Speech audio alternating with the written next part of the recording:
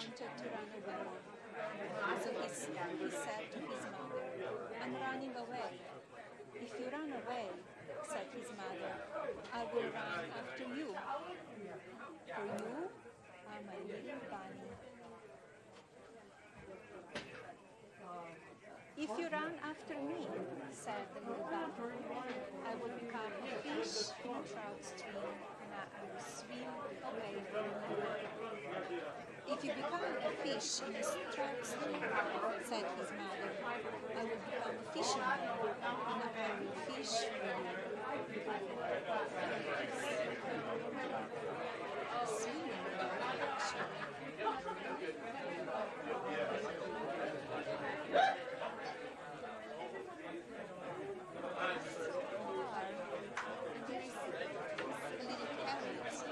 We love you.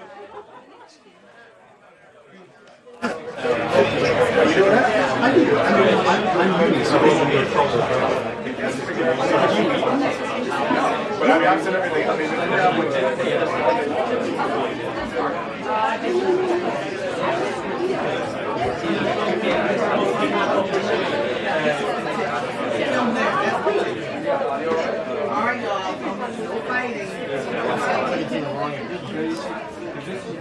You use this camera, right?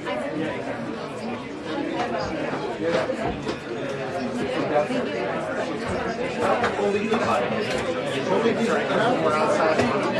Is it top good, right? Because this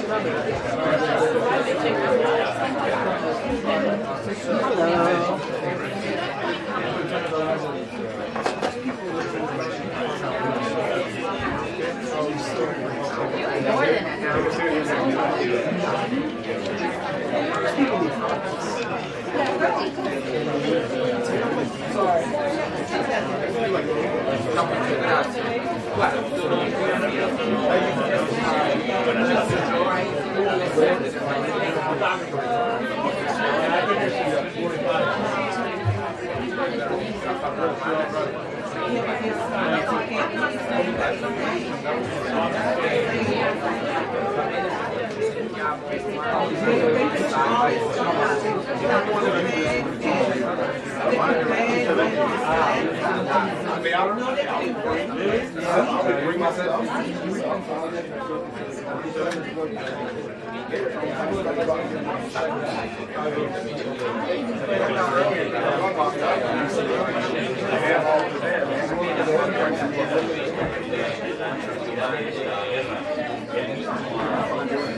That's entirely up to you. It's part of the job.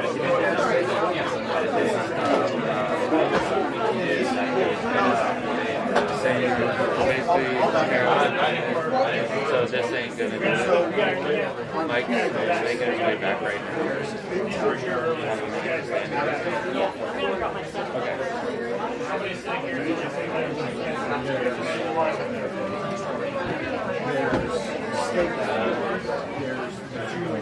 You guys can't move this back. You guys got to move back. They were right there. It's so funny how few people are there. So if they make us back, you guys have to move back. They were back there. I don't know where Andy and Alex are going to be. This usually is done by the state guy.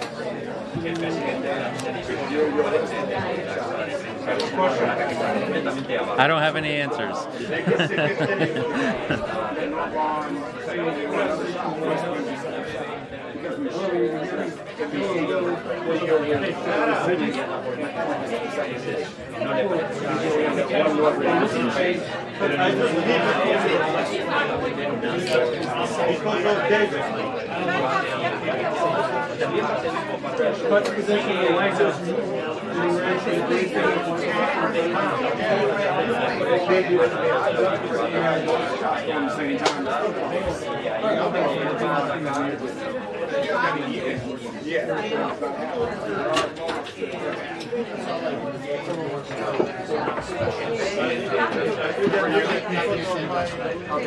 You'll say just wait.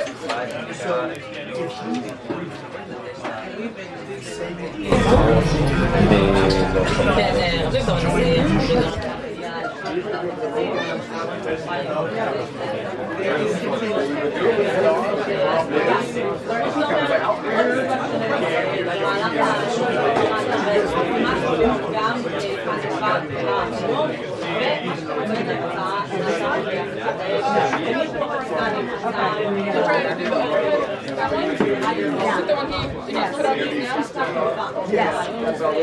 need the line on to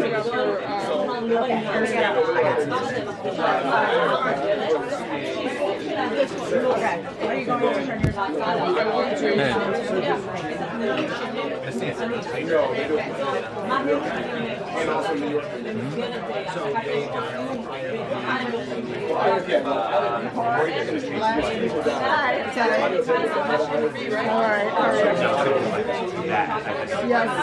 A little bit more red.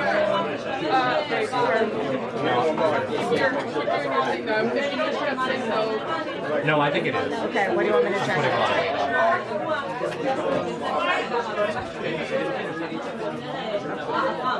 I'll take a look. I'll figure it out.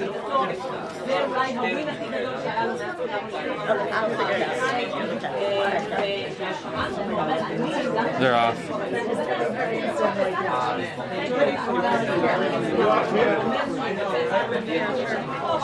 you want to do it? Go ahead. Let's get down and change the eyes. I think they want you to do a mic. We will, just a second. Mic check. Right here, on the floor. Channel 1, channel 1. 1, 2, 3, 4, 5. Question, that's good. Huh?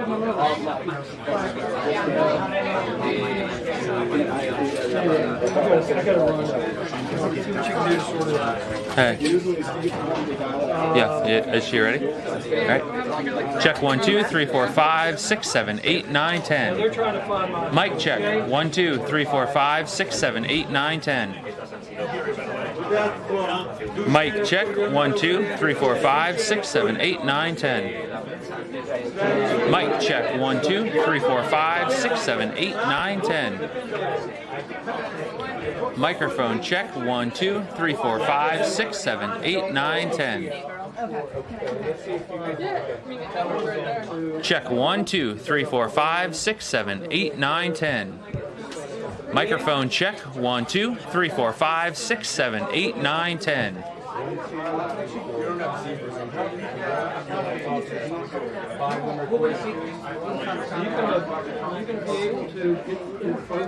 I hear you. Checking 1, 2, 3, 4, 5, 6, 7, 8, 9, 10.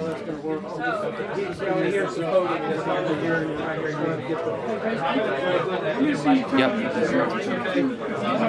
Hey, sorry, what? You hear me?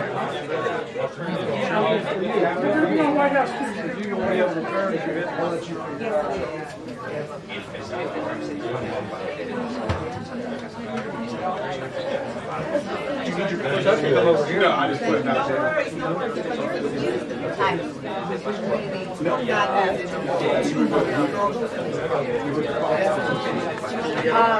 Second question is, I think the focus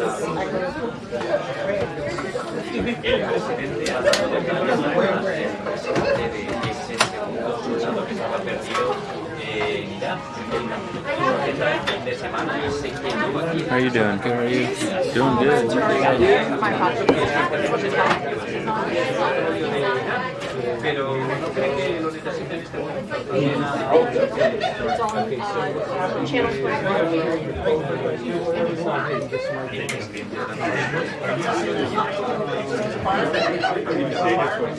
Yes, it's fire.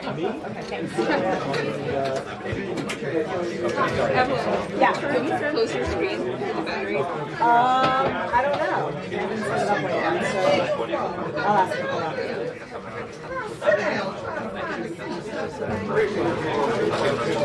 Do you want to take the screen? Julia's asking. It doesn't matter. I don't know. This number with you? out on the 17th? It is, but I'm going to share the courier number with you. Well, courier, the desk assistant. Yeah, we have everything. Wait, Alex, should I turn your remote on? That's the first order, but like I said, there's another order. The first order didn't have everything there.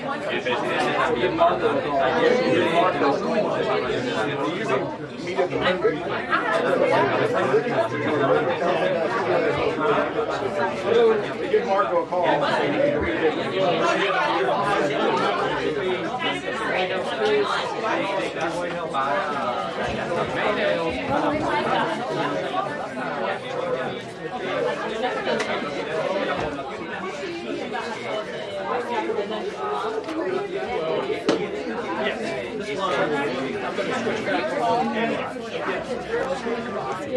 What? You go send me up there?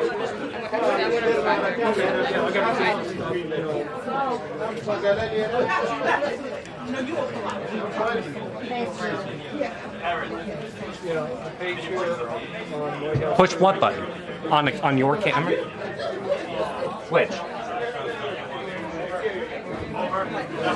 This stuff has to go, folks. That's what I told them too. They pushed it all out. All this stuff has to go. This is one spot control. Right there. That's the one. That's the AFP one. I know, I pressed it. Which button? Just call me. Hold on. Try to get this stuff done in time. We're not going to switch back to my don't 15 right now. I don't know. Okay, great. Okay, so and then I'm going to switch back to my camera. And then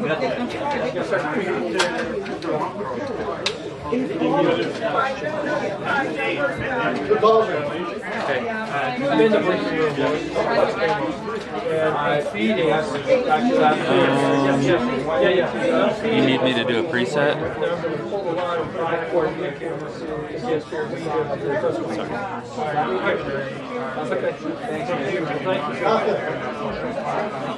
Something to be there?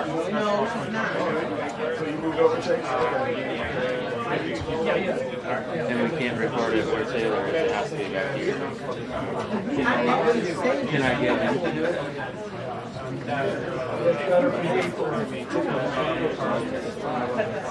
That's not my issue. She will be in the aisle. Okay. You still need me to give Mike a or a sign off, or is this exactly how it was before?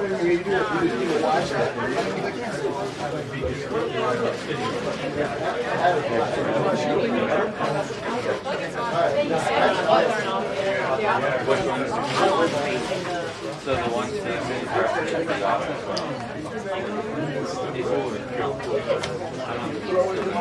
you guys direct me. Whatever you want me to do. Oh, she said it wasn't. Lower.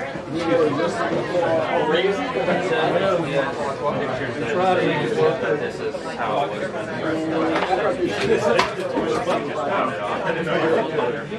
What were you saying? Oh, there's a little button right there. No, it's, yeah, obviously. That's the button. It doesn't even look like it. No. I was trying to pantomime where it is on the... Mic check, 1, 2, 3, 4. And I got music. I've got music.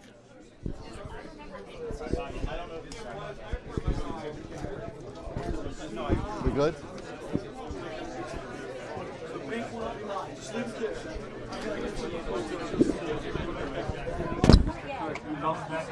Doesn't know where to go.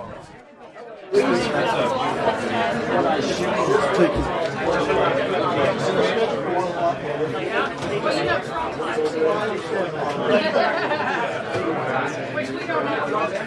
Charles.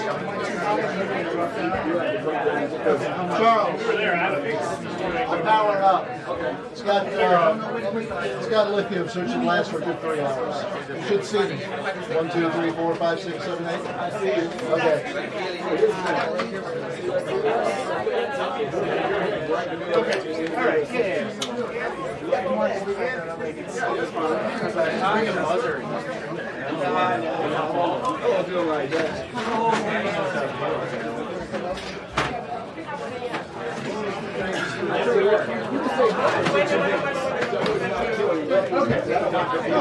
mean, it's better that I know where it is. Yeah.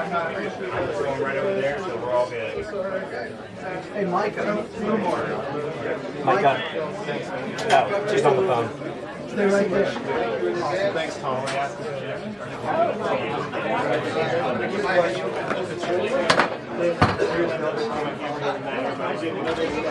He's going home. He's leaving us to go.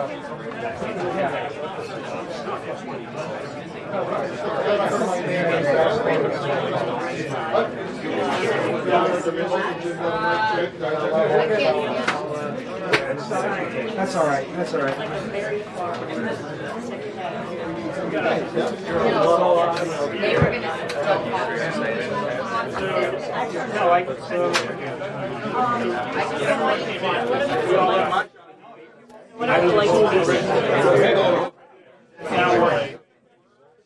Squeeze out here.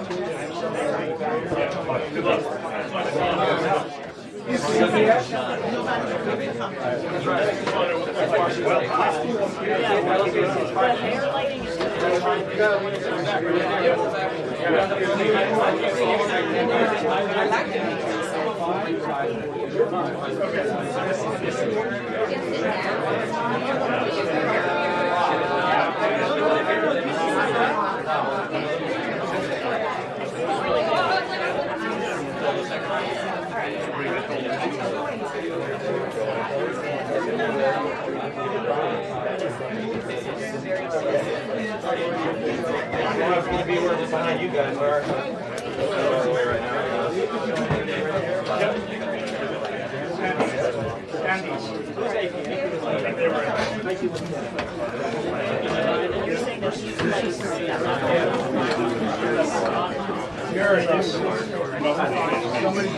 Somebody's sitting here.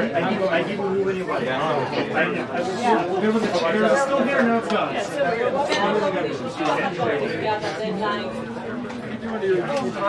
There was a AP I've been to a mountain or two in my day.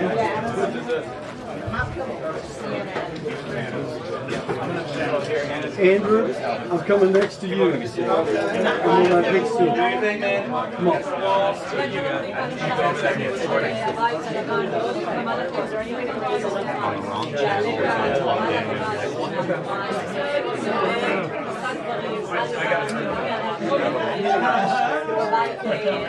all good.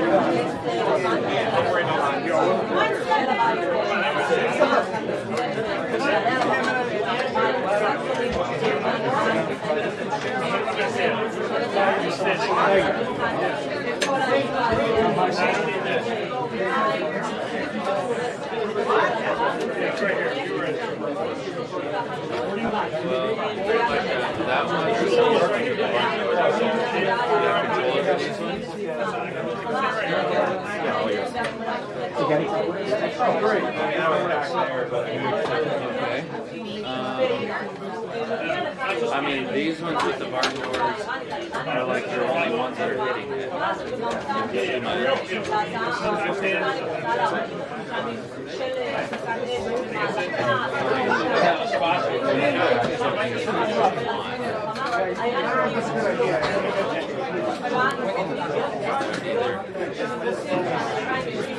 The only viable thing was those 3 sky panels that they don't want.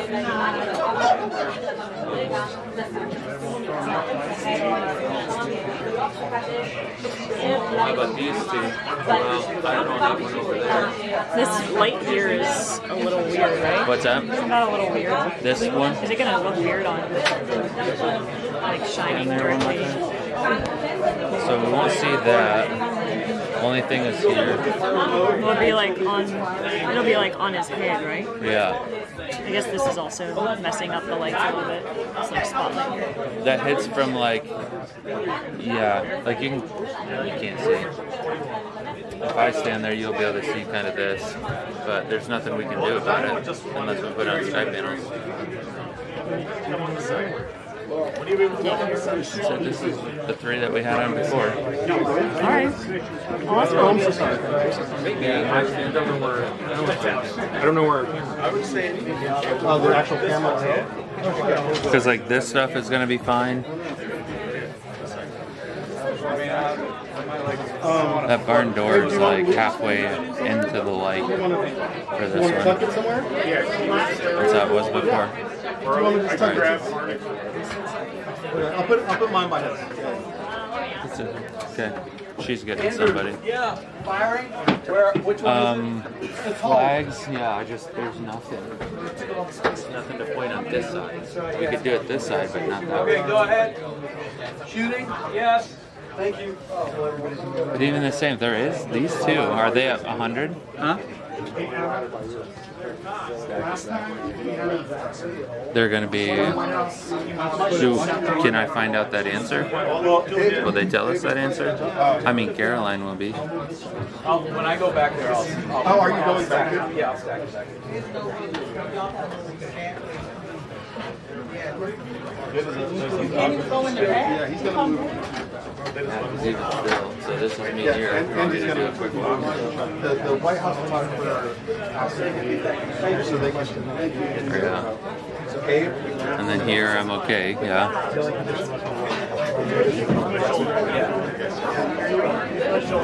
This whole bank was last time, but it's really much better. Can we try to turn it off and then just see how it looks? We have 25%. Yeah. I think we just turn it off. Wait, why don't we see how it is? Yeah. Let's turn the 3 barn doors off. Micah, don't you think we just turn that off and see how it looks? Yeah, just this one is. Well, yeah, sorry. That's our priority. That's the center one. Are you on paternity? Just turn them all off. Yep. Yeah. We only got the center one off. So we need this 2 sides. Yeah. Yep. Okay, there's all of them.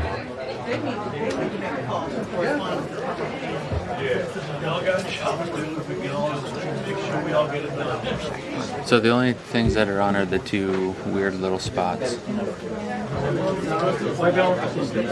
They're pointing it at me. I'm just trying to. I've got one earlier. They're about to change the lights again. Are they? No, you didn't change them. They're killing noise. There's going to be guests here. Because those weird things making them like not pitch black back here. Can we put those 3 lights back on? 3 lights back on. Well, this is, we didn't like this one. What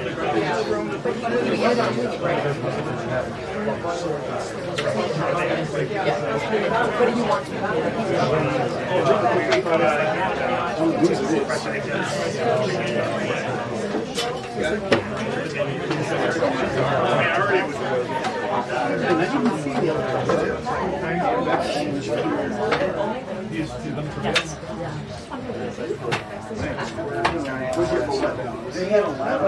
to You don't want me to bump that top barn door up, do you?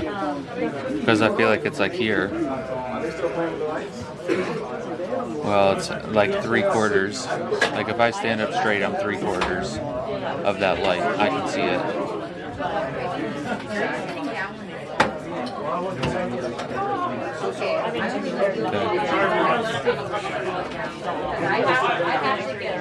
Yeah, that's what they're asking for.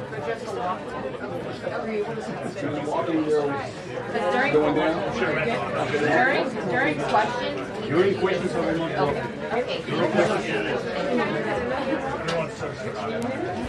Yeah, I mean, this is obviously totally a new thing because these people are doing something. and then he's going to be kind of. Do those lights even reach better? So these ones do, so you kind of see how they're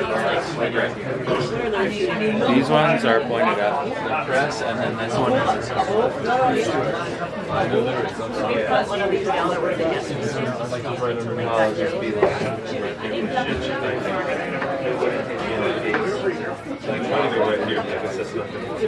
These were on last time. these three were on last time. Okay.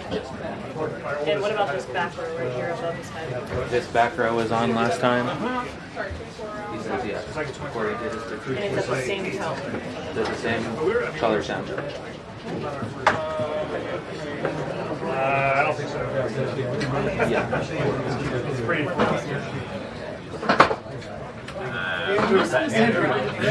For this event? Which option look lost? Let's try to go to the back. See what it says. Do we need to have Mike on that board? I would, yeah. See what it looks like. He might come in and say, Yeah. I would just pass it and see.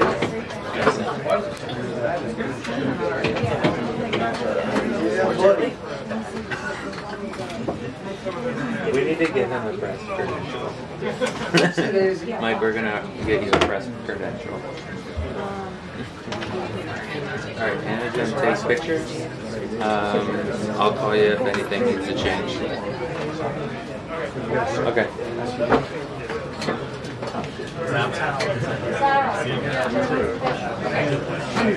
You mind standing there? I'm just going to take a picture real quick. Thank you.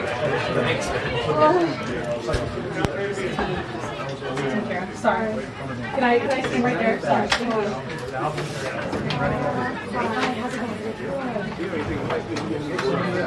Thank you. Thank you. Hi, how are you? He's gonna go work out. Here, I got a card. Yeah. Okay, my card.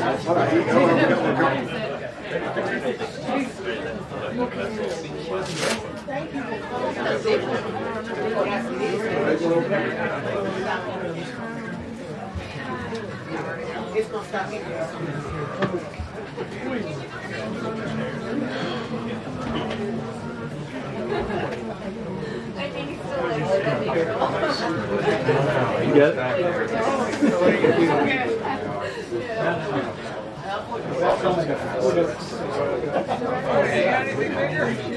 You good?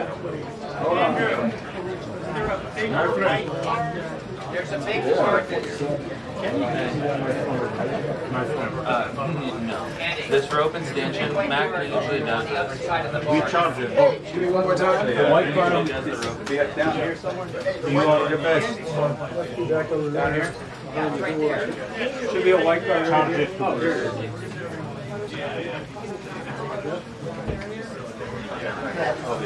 That's not even. Alex. Yeah. Which Alex? Not you.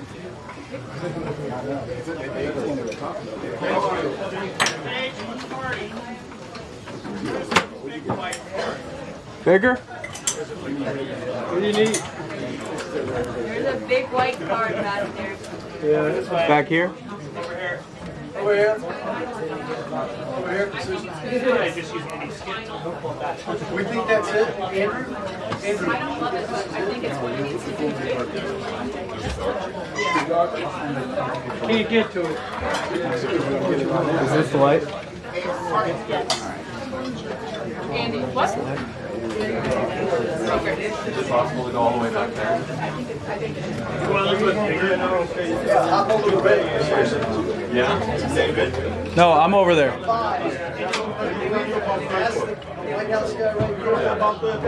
Oh, you're going over there. There's a school there if you want. Sure. All right, thank you. Everybody good? Anna?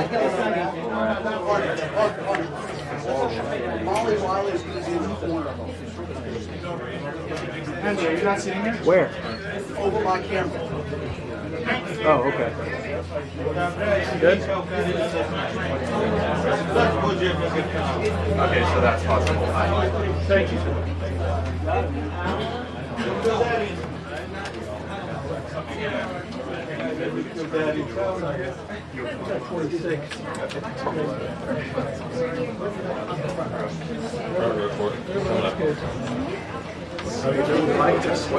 need to tell them. Hey, Alex, what do you got? What white balance did you go with? Auto. I know him.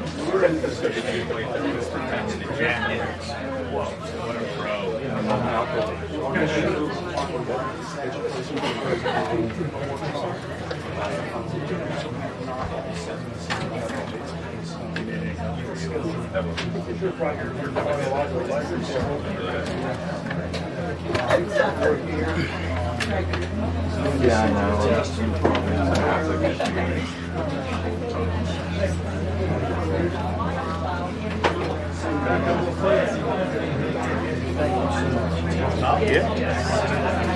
Because I did have a spot behind me, but then they backed up the stool.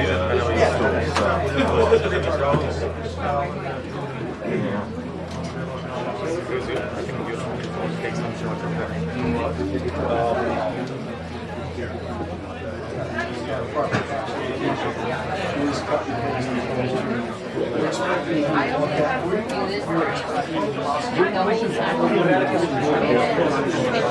but I 29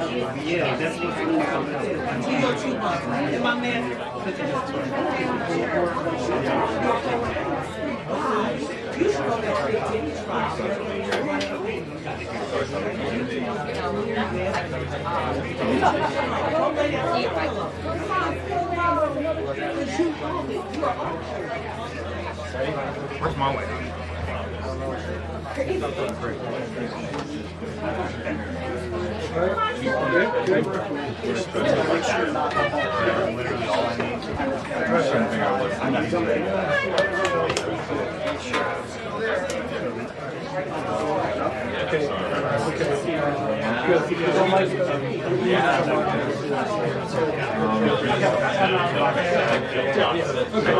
Thank you, sir.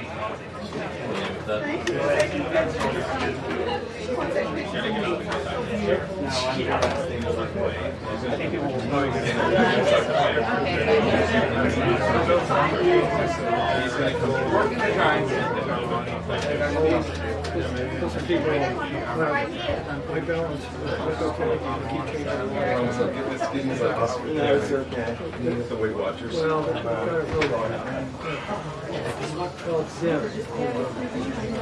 Okay. Thanks,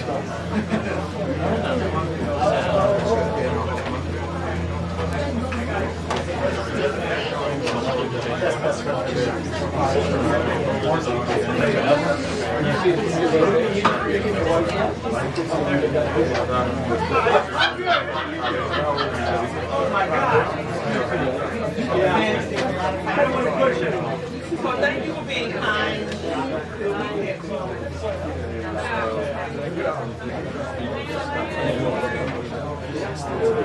One more question, you will. Anyone else?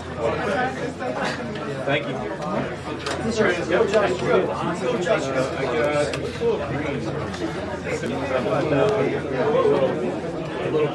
It's a lot easier on my eyes for sure. Where were you? You were full or no?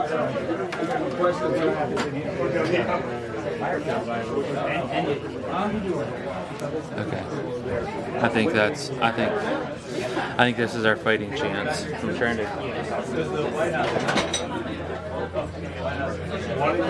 Yeah, I was going to go wherever someone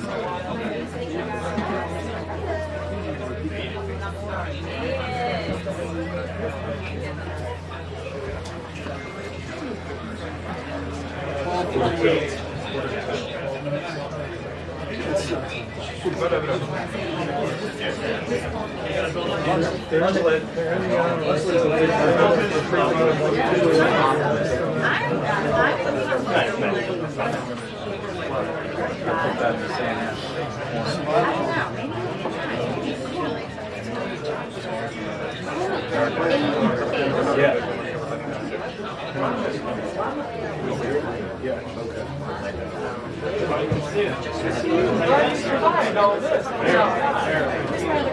Which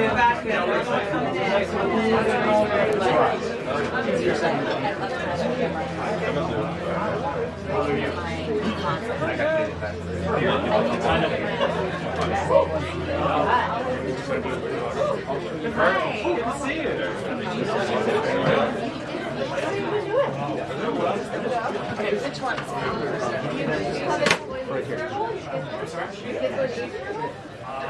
No, I'm here. You let the morning see how long. No.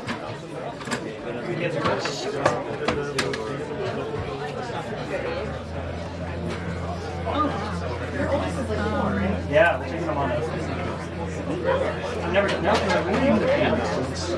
How do you feel about spring break? I'm really sorry. It's going to be picky.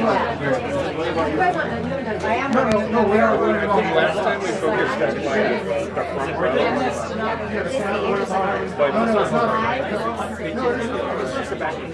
I can ask. I don't. From what I was saying, from what they were just saying, I think we're original. So we'll see. 15, yeah. Yep, I'm 6'3". Mm-hmm. Good? Right. Your chair's going to be right here. screen is not. So you hit the point, it was all up. I got you. Yeah. Guys, the president's okay. All right, sweet. Thanks, kid. Oh, just kidding.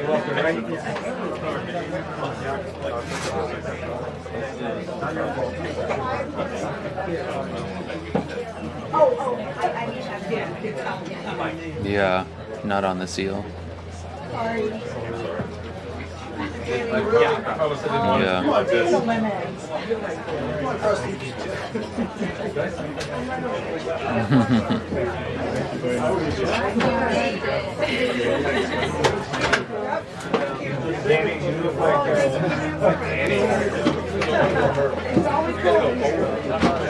Oh my gosh. Hold on. The back. Okay, there. No. There's a guy flashing the light. Yeah. Okay, it's off now.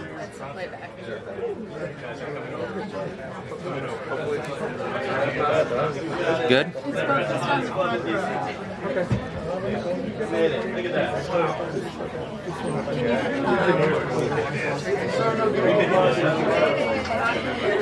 Think of us like the spring. Oh.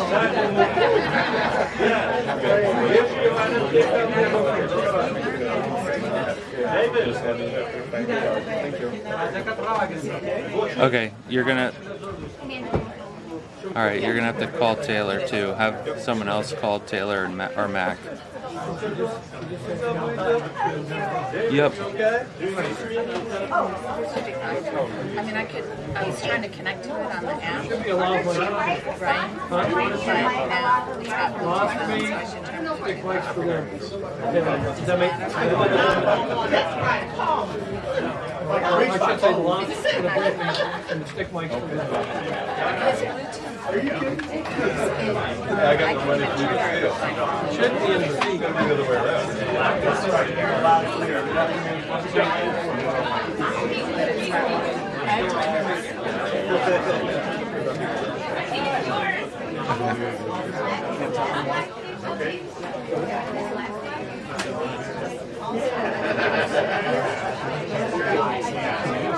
Because of you.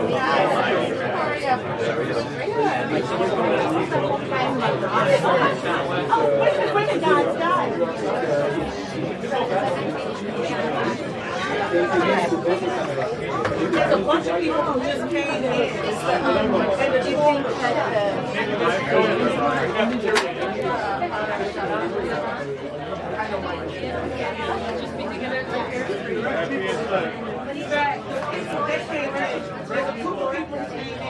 And do you think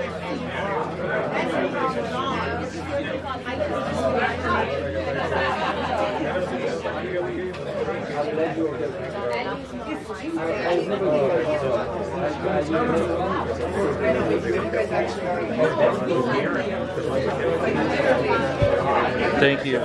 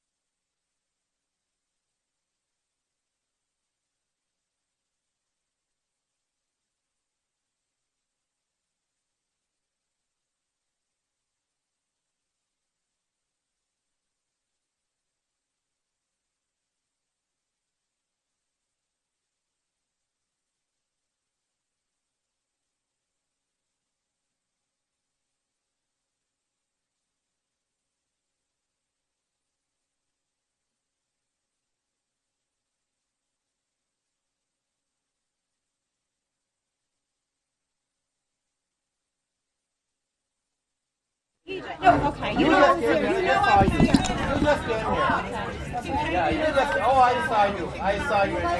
Yeah. Is it easier if I move this up and out of the way? Oh, yeah. I don't need it till the end. So. You don't need the stool? You don't want your head to touch the ceiling? Did you touch White House property? Sir, did you touch White House property? Did you touch the steno chair? No. You didn't move it? No. I didn't. I didn't touch it. You have.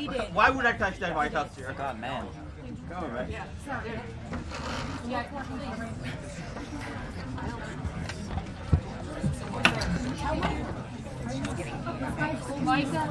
This guy like cut everybody. Sir, you can't keep moving up between everyone. You need to stay where you're at. Yeah, Over there, and He was sitting in the White House steno chair. He was sitting in the White House steno chair. Right? I was for the last 3 hours. I was just standing. Stay where you are and stop moving. Yeah, I am. There are people that have been waiting here. You cannot keep moving around. Yes. I am here for the last 3 hours. No, I'm not driving out. So no, if I Over here, and then we pushed him out, and he said, the front down. He needs to be moved to the back.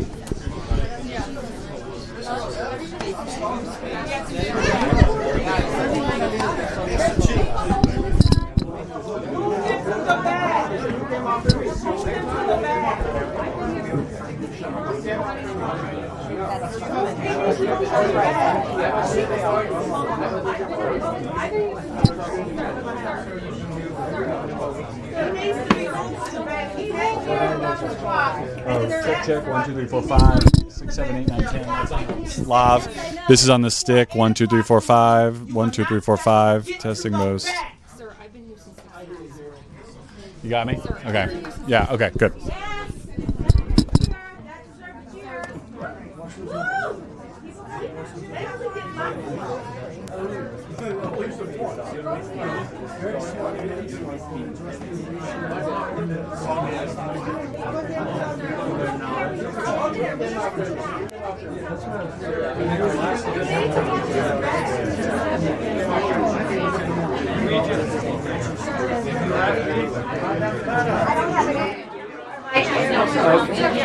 Molly, Tell me what you want me to tell her. Molly, Yes. that's my remote look. Good.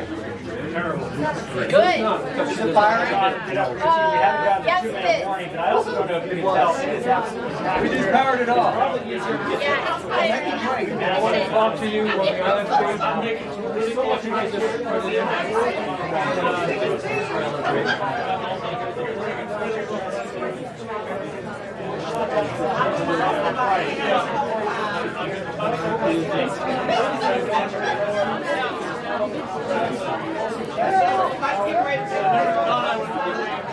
use the stick mic to talk.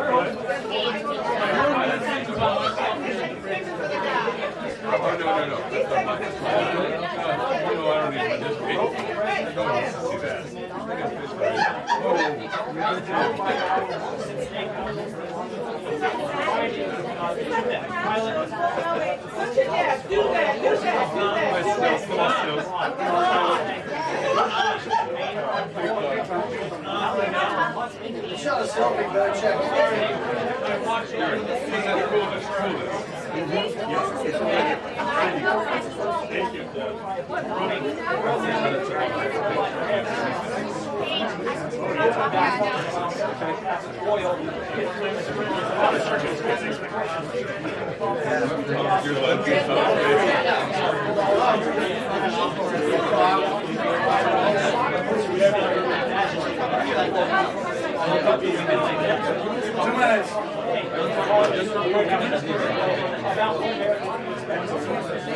I'm messing with you.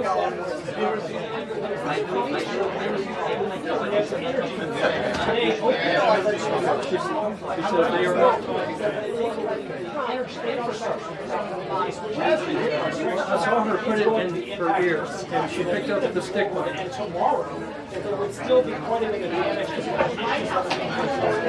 Regent, do you still have it in? Yep. The president also likes to talk about how the volume adjusted. target military operations. To target what we have to do to the president also likes to talk about some of the opposition building. It was a threat that was issued over the weekend, which he said was supposed to be a strike. Power plants, as well as some of the construction in Iran. Hopefully that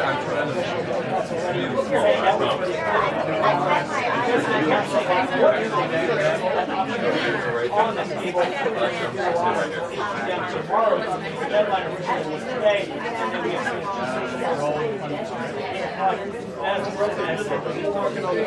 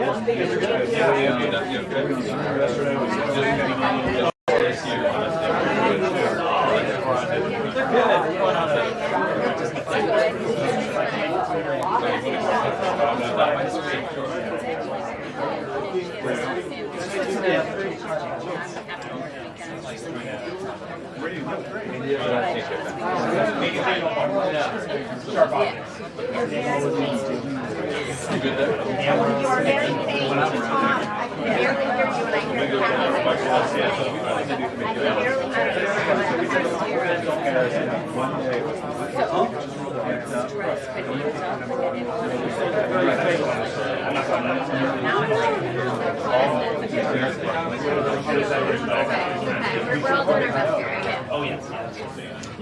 Yeah, who's on this? I go to all. Really see it. I don't want to be on camera.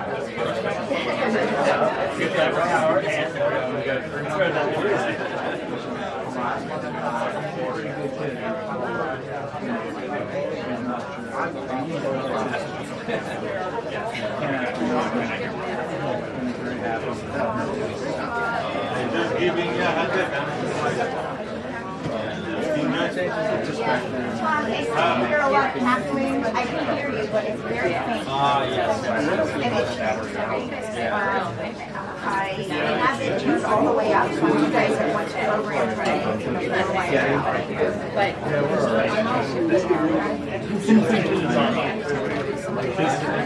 I can hear music.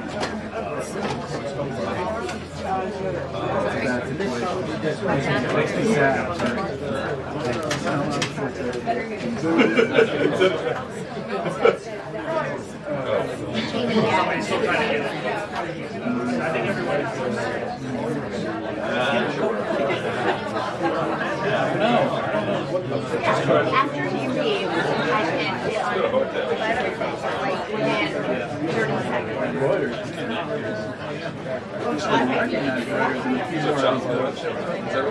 I'm going to take you out of my ear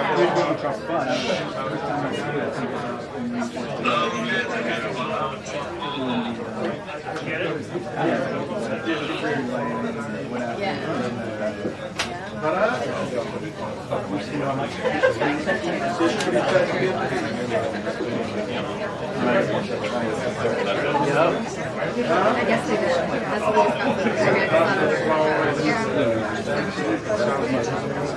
Sure, whatever you want. Whatever makes you happy. I do. Well, cool. Yeah, it'll be in and out, right?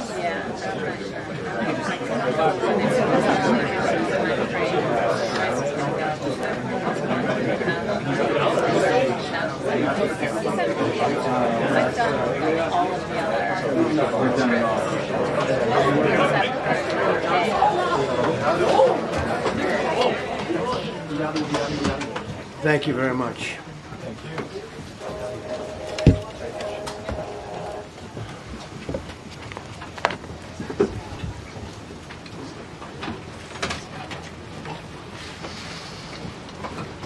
It's a great honor to be with you, and happy Easter. We had a great Easter. This is one of our better Easters, I think, in a lot of different ways. I can say militarily, it's been one of the best. So, good afternoon. We have quite a bit to discuss. We'll go into pretty good detail. And we have the people that are most involved. We'll give you exactitude. And we're here today to celebrate the success of one of the largest, most complex, most harrowing combat searches. I guess you would call it a search and rescue mission ever attempted by the military. Generally, when planes are knocked down in war, especially when you're fighting a strong group, an evil group, you can't really do this because you send in 200 men to pick up one. And it's something that's usually not attempted as much as you want to attempt. And bad things happen to that one or two. And in this case, we did two, and it might not have been attempted before, but we did. And we had great talent, but we got a little luck too, I would say. And we were helped by a lot of people, a lot of great people. And it was an honor to be involved with it. It's very historic. This is a rescue that's very historic. It'll go down in the books. Late Thursday night, an American F-15 fighter jet went down deep inside enemy territory in Iran while participating in Operation Epic Fury, where we're doing unbelievably well, well at a level that nobody's ever seen before. The entire country can be taken out in one night, and that night might be tomorrow night. Both members of the crew ejected from the aircraft and landed alive on Iranian soil. I immediately was asked to make a decision. I ordered the U.S. Armed Forces to do whatever was necessary to bring our brave warriors back home. A risky decision, because we could have ended up with 100 dead as opposed to 1 or 2. It's a hard decision to make. But in the United States military, we leave no American behind. We don't do it. Within hours, our armed forces deployed 21 military aircraft into hostile airspace, many flying at very low altitude, being shot by bullets. You bring rifles into play when you're going that low, but there are also certain advantages. And in broad daylight over Iran for 7 hours, at times facing very, very heavy enemy fire. We have a helicopter that's got a lot of bullets in it. It's amazing. We just realized how good those weapons are. Our machines are. Nobody has the equipment that we have, and nobody has the military that we have. Not even close. We're the most powerful military anywhere in the world by far. The flight crews and warfighters aboard those aircraft took extraordinary risks to rescue their fellow service members. This first wave of search and rescue forces successfully located the pilot of the F-15, and he was extracted from enemy territory by an HH-60 Jolly Green 2 helicopter. Fabulous machine as our warriors faced gunfire at very close range. It's amazing that when you look at the machinery, what happened, that nobody was even injured. Meanwhile, the second crew member, a weapons system officer, highly respected colonel, had landed a significant distance away from the pilot. When you're going at those speeds, even if you go out 2 or 3 seconds later, it's miles and miles away because you're going fast. He was injured quite badly and stranded in an area teeming with terrorists from the Islamic Revolutionary Guard Corps rough group, as well as besieged militia and local authorities. Many, on top of everything else, they told the communities actually within side of Iran, the people of Iran, they were given a tremendous incentive to find this pilot. Despite the peril, the officer followed his training and climbed into the treacherous mountain terrain and started climbing toward a higher altitude, something they were trained to do in order to evade capture. They want to always go as far away from the site of the shoot down. You want to go as far away because they all head right to that site. You want to be as far away as you can. And he was injured, and he was an amazing, amazing thing. He scaled cliff faces, bleeding rather profusely, treated his own wounds, and contacted American forces to transmit his location. They have a very sophisticated beeper-type apparatus that is on them at all times. And when they go out on these missions, they make sure they have lots of battery space and they're in good shape. And this one worked really well, amazingly, saved his life. We immediately mobilized a massive operation to retrieve him from the mountain holdout. And he kept going higher and higher. The mountain kept getting rougher and rougher and really very, very hard to find. The second rescue mission involved 155 aircraft, including 4 bombers, 64 fighters, 48 refueling tankers, 13 rescue aircraft, and more.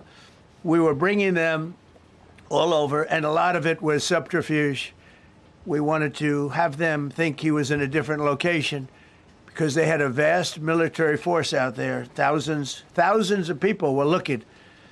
So we wanted them to look in different areas, so we were right on top of them. We had 7 different locations where they thought, and they were very confused. They said, well, wait a minute, they've got groups here, they've got groups there. It's an amazing thing. I was listening to these great people, these great generals. General Raisin Kane was amazing, and Pete Hegseth was amazing. But I listened to the whole thing. It was pretty amazing. So they had all these different sites where everybody thought he was located. We think we have him over there because they have 9 planes circling a little area that's 25 miles down the coast. So in a breathtaking show of skill and precision, lethality and force, America's military descended on the area, the real area, engaged the enemy, rescued the stranded officer, destroyed all threats, and exited Iranian territory while taking no casualties of any kind. The heroic F-15 weapons system officer had evaded capture on the ground in Iran for almost 48 hours. That's a long time when you're in tough shape and when you're bleeding. It's a long time. When we left, as you probably know, we had 2 large planes, pretty old planes that carried a lot. We needed a lot more equipment going in than coming out, obviously, because going in, we needed to be able to scale mountains. And we had a lot of equipment. But the sand was sandy, wet sand. So we thought there may be a problem taking off because of the weight of the plane. And then we also had all the men jumping back onto the planes. And they got pretty well bogged down. And we had a contingency plan, which was unbelievable, where lighter, faster aircraft came in, and they took them out. We blew up the old planes. We blew them up to smithereens because we had equipment on the planes that, frankly, we'd like to take, but I don't think it was worthwhile spending another 4 hours there taking it off. So we didn't want anybody to have. We have the best equipment anywhere in the world. We didn't want anybody examining our anti-aircraft and other equipment. So these were large planes that were old and pretty old, and we blew them up. And we had faster, lighter planes come in, and they were able to land on the sand. We needed the bigger planes because we had so much equipment that we needed. We took 3 helicopters over there, which were very strongly used and couldn't have lived without them. They performed unbelievably well. And if you'd see it, you wouldn't believe it. They came off the plane, and these guys had them. The rotors were off. They rebuilt these helicopters in less than 10 minutes. And that was one of the more amazing things. These are helicopters, small, unbelievably powerful, but small, very small, so it can get into certain areas. And they got them off the plane, and they rebuilt all 3 of them in a matter of less than 10 minutes. It's pretty amazing what the genius of these people. Who would think that? You'd think it would take 5 days to build them. And in some companies, it would take 5 days, and they wouldn't do it well. But they served us well. As Commander-in-Chief, I never forget the extraordinary risk taken by the warriors that we send into battle and the genius. I mean, think of it, having a contingency of 3 planes waiting because we think the sand is so bad that we probably won't be able to take off. And the planes really got bogged. This was not much of a runway. This was a farm, not a runway. It's a farm, but it did the trick. But to have a contingency as opposed to having to wait 2 days, can you imagine right in the middle? This was central. This was right, you would call it central casting if you were doing a movie for location. And probably the toughest area of Iran where we'd be sitting there. So these planes came in, those pilots came in so fast and so quick and got out of there. Everybody got aboard and just got 15-minute intervals. 1 load out, 1 load out.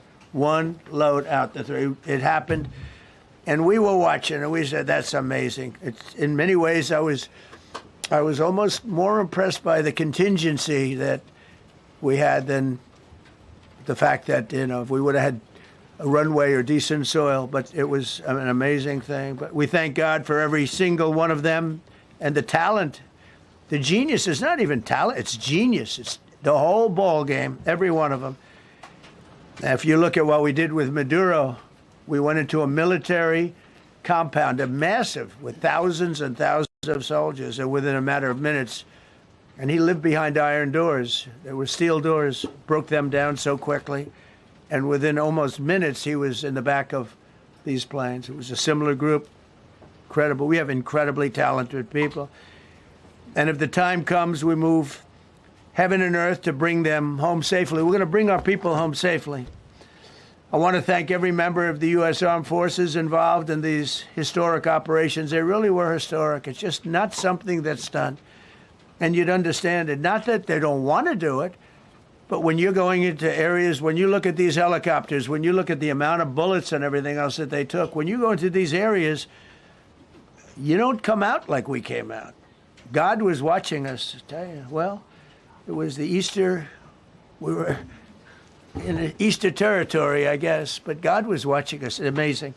Because when you look at the machinery, they took damage. It tells you, first thing I said is, these are unbelievable machines, how they flew back and not even much of a problem. But these 2 extraordinary rescues, because it was 2, and as you probably know, we didn't talk about the first one for an hour, and then somebody leaked something, which we'll hopefully find that leaker. We're looking very hard to find that leaker. And talked about there's somebody missing. They basically said that we have one and there's somebody missing. Well, they didn't know there was somebody missing until this leaker gave the information. So whoever it was, we think we'll be able to find it out because we're going to go to the media company that released it, and we're going to say, national security, give it up or go to jail. And we know who, and you know who we're talking about, because some things you can't do. Because when they did that, all of a sudden, the entire country of Iran knew that there was a pilot that was somewhere on their land that was fighting for his life. And it also made it much more difficult for the pilots and for the people going in to search for him. All of a sudden, they know that there's somebody out there. They see all these planes coming in. It became a much more difficult operation because a leaker leaked that we have one, we've rescued one, but there's another one out there that we're trying to get.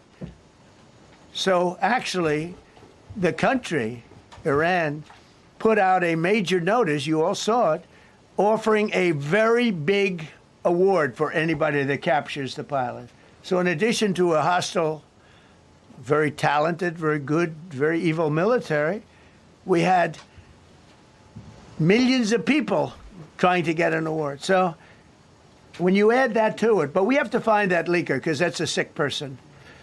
Probably didn't realize the extent of how bad it was. I can't imagine that the person did, but we're going to find out. It's national security, and the person that did the story will go to jail if he doesn't say, and that doesn't last long, and I think everybody would understand it. They put this mission at great risk.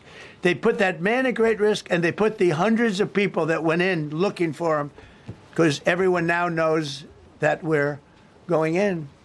Over the past 37 days, America's armed forces have carried out more than 10,000 combat flights over Iran, unheard of, striking more than 13,000 targets. The F-15 we lost last week was the first manned aircraft downed by the enemy in this entire operation, with thousands and thousands of flights. They got lucky. It was a lucky hit.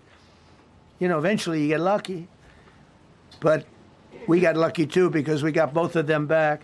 But it's a record that is unparalleled in the history of military air operations. Nobody's ever seen anything like it. It's such an honor to be involved with it.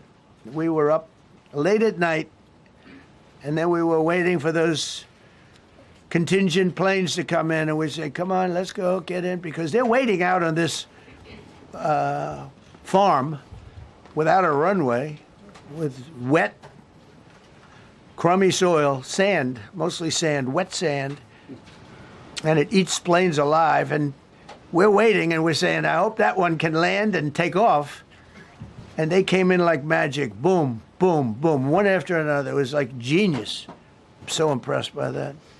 Because we were a little concerned. We said, boy, if they don't get in and get up fast, we're sitting in them. And that's called Iran Prime, right, General? That's where the whole bet is. And here we are sitting there waiting for a plane. But they came in so fast and so hard, and these guys knew exactly what to do. Let's go, come on, get in, let's go, blah. They came one right after another, not at the same time. They don't want to come at the same time. They had to come right after each other. They didn't have any room. There was barely any room to land. Tiny little patch of very wet earth and sand. So I'm so proud of the people that I have standing up here with me, and many others that worked. I mean, so many. Steve Witkoff's over here. He's doing fantastically. Jared Kushner. But the people that are here, the job they did is amazing. And I think I'm going to introduce the head of the CIA, and he is a man he's central casting, okay? If we cast a movie, he's going to play the head of the CIA. He's one of the few. John Ratcliffe, he did a phenomenal job that night. He did something that I don't know if you want to talk about it. If you want, you can. I'm not sure you're supposed to. I'm not going to talk about it. But the CIA was very responsible for finding this little speck. It's like they used an expression on one of the shows. A general was talking about, it's like finding a needle in a haystack, finding this pilot. And the CIA was unbelievable. And you may, if you can, you'll talk. It might be classified, in which case I'd have to put him in jail if he talks about it. And I don't want to put him in jail. He doesn't deserve that. So, John, do you want to say a few words? Thank you. Thank you, Mr. President. It's a privilege to be here with you today to share what we can about this exceptional mission and to recognize the ingenuity and bravery of those who executed it, as well as the leadership and resolve of the president who ordered it. One thing that has been clear to me in this role is that the flawless military operations that the Department of War is known for are hostage to flawless intelligence. We saw that in the skies over Iran in Operation Midnight Hammer last summer. We witnessed it in Venezuela during Operation Absolute Resolve. We've seen it against the cartels in the Western Hemisphere, and we're seeing it every day in Operation Epic Fury, including this mission to rescue an aviator buried deep behind enemy lines. Because it is the unique tradition of the U.S. Armed Forces that we leave no man or woman behind, this was a no-fail mission. That was the spirit in which the President put us to work, and we were determined not to let him down or our airmen down. As an agency, the CIA possesses unique capabilities that only the President can deploy. Some of these capabilities fall under covert action authorities. And because covert means exactly that, I'm not going to be able to tell you everything that you want to know. At the President's direction, we deployed both human assets and exquisite technologies that no other intelligence service in the world possesses to a daunting challenge, comparable to hunting for a single grain of sand in the middle of a desert. This was also a race against the clock, as it was critical that we locate the downed aviator as quickly as possible, while at the same time keeping our enemies misdirected. For that reason, in addition to the human and technical assets deployed by the President to find our airman, CIA executed a deception campaign to confuse the Iranians who were desperately hunting for our airmen. On Saturday morning, we achieved our primary objective by finding and providing confirmation that one of America's best and bravest was alive and concealed in a mountain crevice, still invisible to the enemy, but not to the CIA. That confirmation was relayed by Secretary Hegseth to the President, and the operation quickly moved to the execution phase. Following the successful exfiltration on Saturday night, our intelligence reflects that the Iranians were embarrassed and ultimately humiliated by the success of this audacious rescue mission. When the President asked me to lead the CIA, he made it clear: get back to basics, no politics, no agendas, tackle the hardest problems, and execute the toughest missions. This President is about results, and now that's what his CIA is about too. The professionals at the agency and at the Department of War deserve immense credit for their flawless execution during this daring mission. Their skill, creativity, and courage are unmatched on the battlefield wherever they step. But none of that matters, and all of that is wasted without a president with the political courage to put them into action. Mr. President, I've had the privilege of seeing you act with political courage in the best interest of the United States up close on a daily basis, and I'm grateful that this successful mission has given the American people a window into that as well. The Secretary and Chairman will tell you that our service members' confidence is boosted by a Commander-in-Chief who has their back the same way they have yours. And I know that the confidence of CIA's officers is boosted by the knowledge that their work is informing a president who's not afraid to make the hardest decisions when the stakes are highest. And to the American people, your confidence should be boosted by knowing that the security of the nation is in the hands of a president who's willing to take on problems that have confounded both sides of the political aisle for nearly half a century. It is an honor to serve under a leader who just proved that you can believe him when he says, no matter what, we will leave no one behind. We will come for you. Thank you.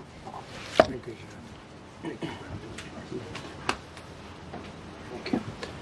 Oh, sure. Well, John, thank you for the collaboration of the CIA as well. Incredible and ongoing partnership. Ladies and gentlemen, fellow Americans, and especially the brave warriors in our armed forces, over this Easter weekend, the United States military has once again proved why we possess the greatest fighting force the world has ever known. In two extraordinary combat search and rescue operations deep inside enemy territory in Iran, our warriors executed missions of breathtaking skill, courage, and precision. When our warriors are unleashed, as this president has allowed them to be, they are unstoppable. When American airmen were down behind enemy lines, our forces and our president did not hesitate. Special operators supported by elite air crews and intelligence professionals moved swiftly and decisively into treacherous mountain terrain under the constant threat of Iranian forces closing in. Ultimately, it was an impotent Iranian threat. And today, as the CIA director mentioned, Iran's military, and we know this, is embarrassed and humiliated, and they should be. Now, these are not routine operations. They were high-risk, high-stakes missions conducted in the heart of enemy territory. This was not just barely into Iran, this was deep into Iran, involving coordinated strikes to suppress threats, deception tactics to protect our teams, and full synchronization across air, ground, and special operations. The Iranians are still asking themselves right now, how did the Americans do this? One downed airman evaded capture for more than a day. scaling rugged ridges while hunted by the enemy. When he was finally able to activate his emergency transponder, his first message was simple and it was powerful. He sent a message, God is good. In that moment of isolation and danger, his faith and fighting spirit shone through. You see, shot down on a Friday, Good Friday, hidden in a cave, a crevice, all of Saturday, and rescued on Sunday. Flown out of Iran as the sun was rising on Easter Sunday. A pilot reborn, all home and accounted for, a nation rejoicing. God is good.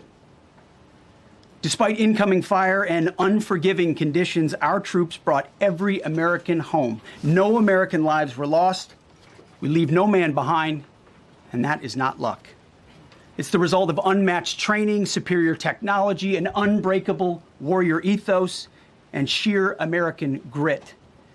Our special operators, pilots, and support crews performed with near perfection under fire, and they were lethal. Just ask any Iranian soldier who dared attempt to get anywhere near that pilot before or during that mission. Death from above. Our troops turned a potential tragedy into a resounding demonstration of American resolve and capability. That's what excellence in uniform looks like. But make no mistake about it, none of this would have been possible without the courageous leadership and ironclad determination of President Donald J. Trump. From the moment our airmen went down, President Trump made it clear we will leave no one behind. The first mission, the first of two, was an audacious daylight thunder run right up the middle. It was authorized in less than 2 hours from that pilot going down when we knew where he was. And it was authorized in the middle of the night, because anybody that's worked for this man knows he's up in the middle of the night. Authorized immediately, without hesitation, audaciously.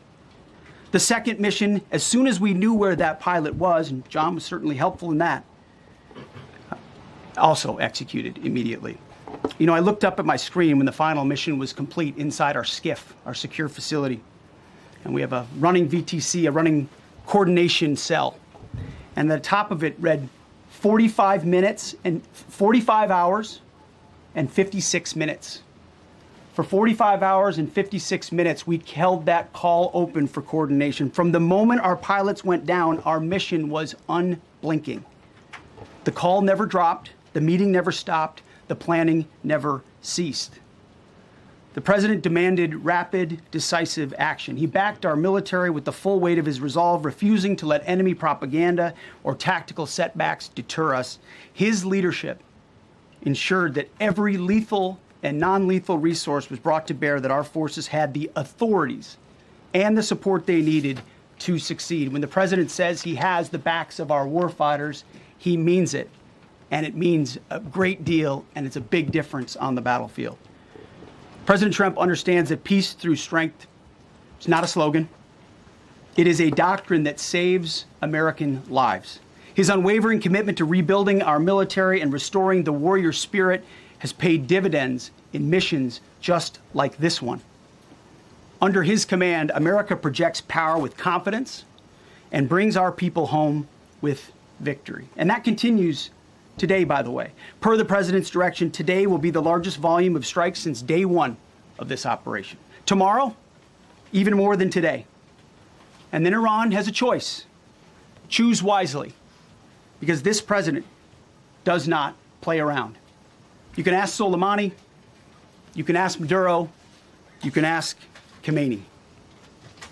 To those heroes who planned and executed these rescues, your nation stands in awe.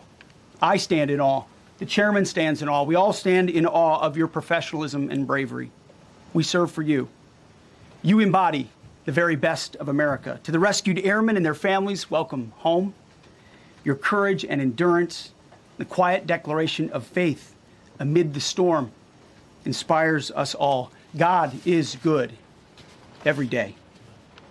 And to our adversaries watching from Tehran, let this be a clear message. The United States military will go anywhere, at any time, to protect our own and complete the mission.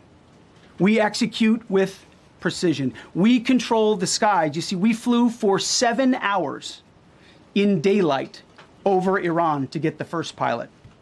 And we flew 7 hours in the middle of the night to get the second. And Iran did nothing about it. We fight with honor, and under President Trump's leadership, we win. So God bless our troops, God bless President Trump, and God bless the United States of America. Thank you. Well, good afternoon, everyone. Thank you, Mr. President. Thank you, Mr. Secretary. A note before I start, I know many of you want specific details in these briefings. We will share what we can, but I will retain what I must in the event that we have to go do this again sometime. And I cannot stress the importance, as the President said, around operational security. The Secretary and I will do a more detailed briefing tomorrow morning, and we look forward to sharing the details that we can. On Thursday, 2 April at 10:10 p.m. Eastern Time, 4:40 in the morning, local Iran time, the Joint Personnel Recovery Center, which handles the Central Command area of responsibility, declared an isolated personnel recovery event for a U.S. Air Force F-15E Strike Eagle, call sign Dude 44, which was down in hostile Iranian territory. The pilot and weapons system officer had both safely ejected and were isolated behind enemy lines. Following confirmation of active rescue beacons and on the direction of the Secretary and by order of the President, a rescue operation was launched with the stated purpose of bringing both Americans home safely. As the Secretary said, several hours later on the morning after positively locating the front seater, call sign Dude 44 Alpha, and aware of an aggressive ongoing search by the enemy, a U.S. Central Command plan was approved by the Secretary and the President. Shortly thereafter, a U.S. Air Force Combat Search and Rescue Task Force, comprised of A-10 Warthogs in their Sandy role, and I'll describe what that is in a minute, HC-130 Combat King IIs, HH-60 Jolly Green II helicopters, and Air Force Special Warfare Airmen, a package comprised of combat rescue officers and pararescueman operators, audaciously penetrated enemy territory in broad daylight to find, fix, and recover Dude 44 Alpha from behind enemy lines. This was an incredibly dangerous mission, an incredibly dangerous undertaking, but a filled promise made to every American warfighter that you will not be left behind. We will always come find you, and we will always bring you home. Over the next hours, the Search and Rescue Task Force crossed the beach, entered into Iranian airspace, protected by a fighter strike package, and moved into the objective area, all under fire. En route, as some of you have seen on social media, the helicopters took gas off the C-130s and pressed onward and forward up into the objective area. While this was ongoing and out in front of them, the Sandy flight of A-10s and other remotely piloted aircraft, drones, and other tactical aircraft were violently suppressing and engaging the enemy in a close-in gunfight to keep them away from the front seater and allow the pickup force to get into the objective area. During this engagement, one of the Sandy aircraft, the one primarily responsible for communicating with the downed pilot, was hit by enemy fire. This pilot continued to fight, continued the mission, and then upon exit, flew his aircraft into another country and determined that the airplane was not landable. This was one of our A-10 Sandy aircraft. The pilot then made the decision to eject over friendly territory and was quickly and safely recovered and is doing fine. After picking up Dude 44 Alpha, the HH-60 Jolly Green fight was engaged by every single person in Iran who had a small arms weapon. And one of the aircraft, the trailing aircraft, took several hits. The crew sustained minor injury, and they are going to be fine. A note for those of you that do not know what a Sandy does. named after the flight call sign that did this very mission in Vietnam, flying A-1 Sky Raiders and A-7 Corsairs. A Sandy has one mission: get to the survivor, bring the rescue force forward, and put themselves between that survivor on the ground and the enemy. They are committed to this. This is what they live for, and this is what they've trained for over many, many years.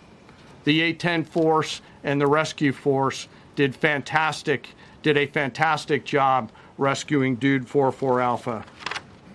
He was recovered Friday afternoon.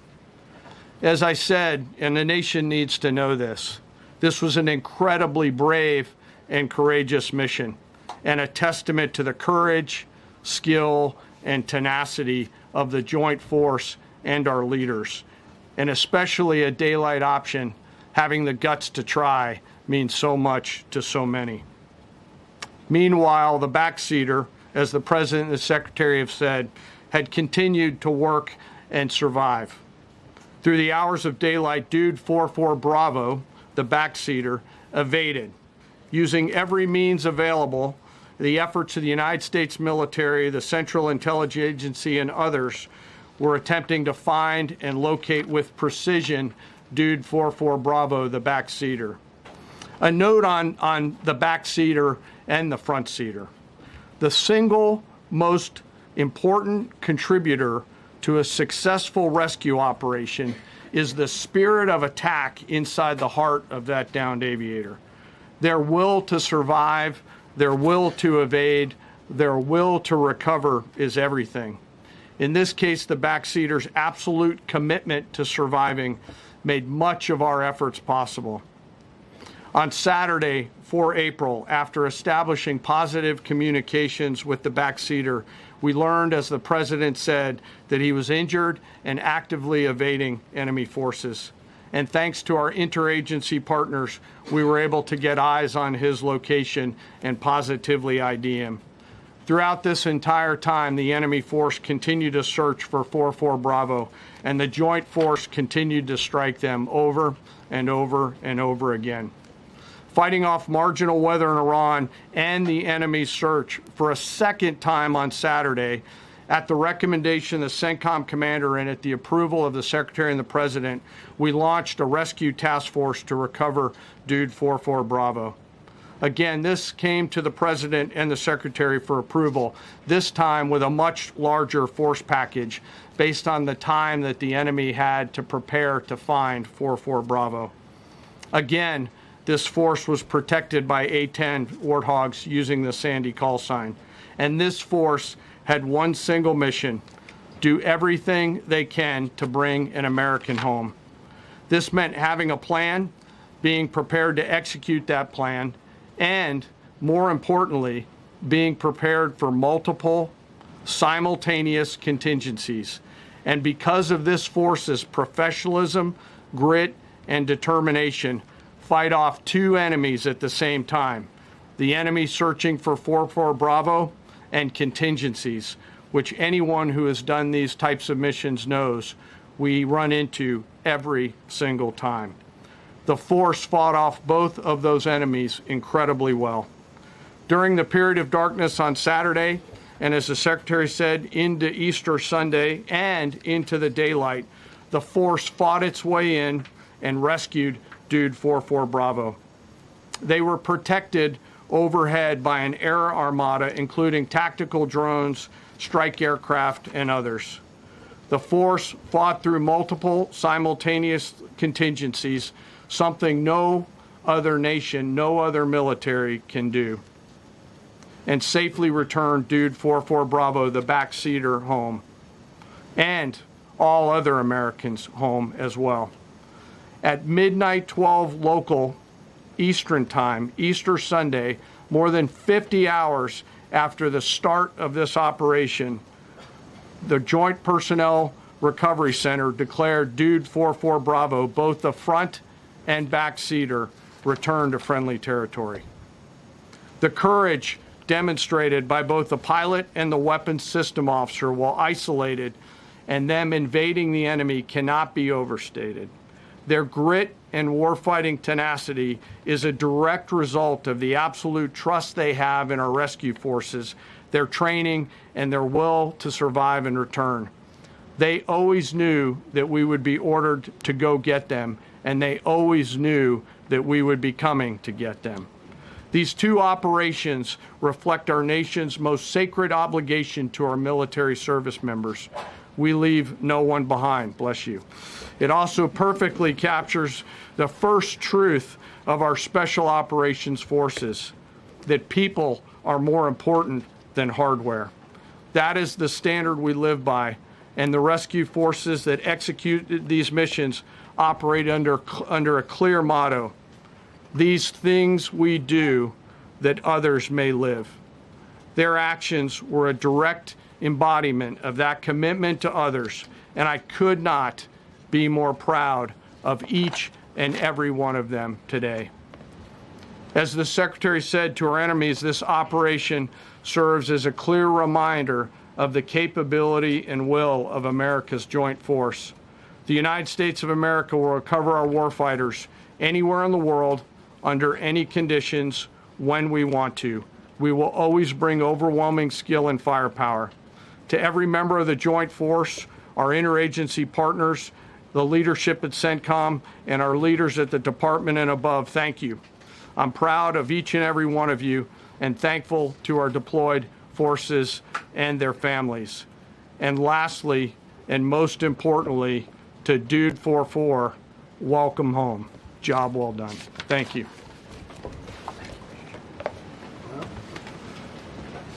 Pretty amazing. Pretty amazing. And these two gentlemen have been, from day one, they've been perfecto. You know, I got to know General Kane in my first term because he was able to take out ISIS in 4 weeks instead of the 4-year projection that was given to me by other much lesser generals. And I said, you know, if I ever do this again, that's going to be the head of my Joint Chiefs of Staff. And we worked it that way, didn't we? And it's amazing. He took out ISIS. We defeated ISIS in 4 weeks. I was told it would take 4 years. I flew to Iraq to find out with the greatest equipment in the world, why would it take 4 years? And he told me, sir, it won't. It'll take 4 weeks and you'll have time left over. And that's exactly what happened. So he's great. And Pete, all I can say is that he was treated very unfairly. And now those same people that treated him unfairly, that fought against him, they called me up saying, what a great choice he was. They said, well, what happened during his nomination? What happened to you? I'm telling you, people that were not for him, senators, friends of mine, sir, I don't think you're doing the right thing. Now they're calling me up. What a choice. These two guys are fantastic. And John Ratcliffe was incredible. It was actually their genius that called us from, it was 40 miles away. And he said, you know, we're seeing something moving up in the mountain. This is at night. And they kept the camera on him for 45 minutes. It wasn't moving. And they said, you know, probably wrong, but we're seeing something moving. This is a vast mountain, vast, thick, with bushes, trees. He said, we see something moving 40 miles away. It was the head of a human being, I'm telling you, it's moving. And then all of a sudden, 45 minutes later, he moved a lot. He stood up, and they said, we have him. And that was really the beginning of something incredible. We had an idea where he was, but not specifically, and it's a big mountain. So I want to thank the CIA, too. I don't think they get enough credit for the great job they've done. Yes, please. Thank you very much, Mr. President, for this great opportunity. Country, it has super army. You make a difference, Mr. President. Thank you for your greatest leadership. Thank you. I have 2 quick questions, Mr. President. What was your reaction when you learned that Kurdistan region had resumed exporting oil to the international market with your support as United States of America?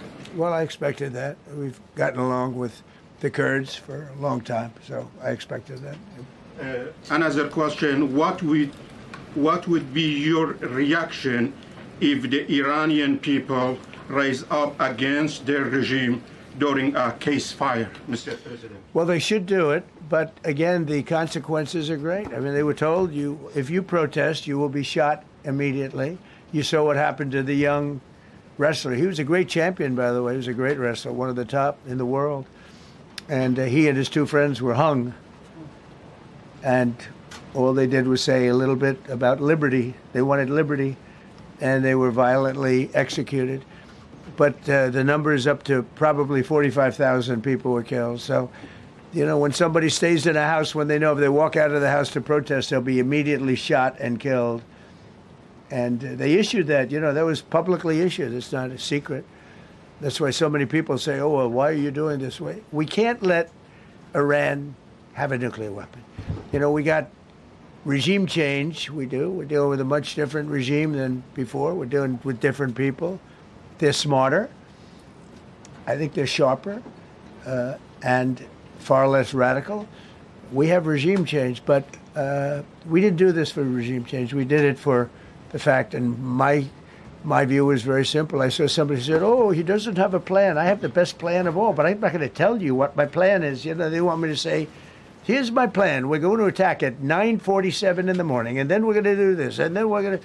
And if you don't do that, they say, I have a plan. These people know what the plan is. Everybody here knows what the plan is.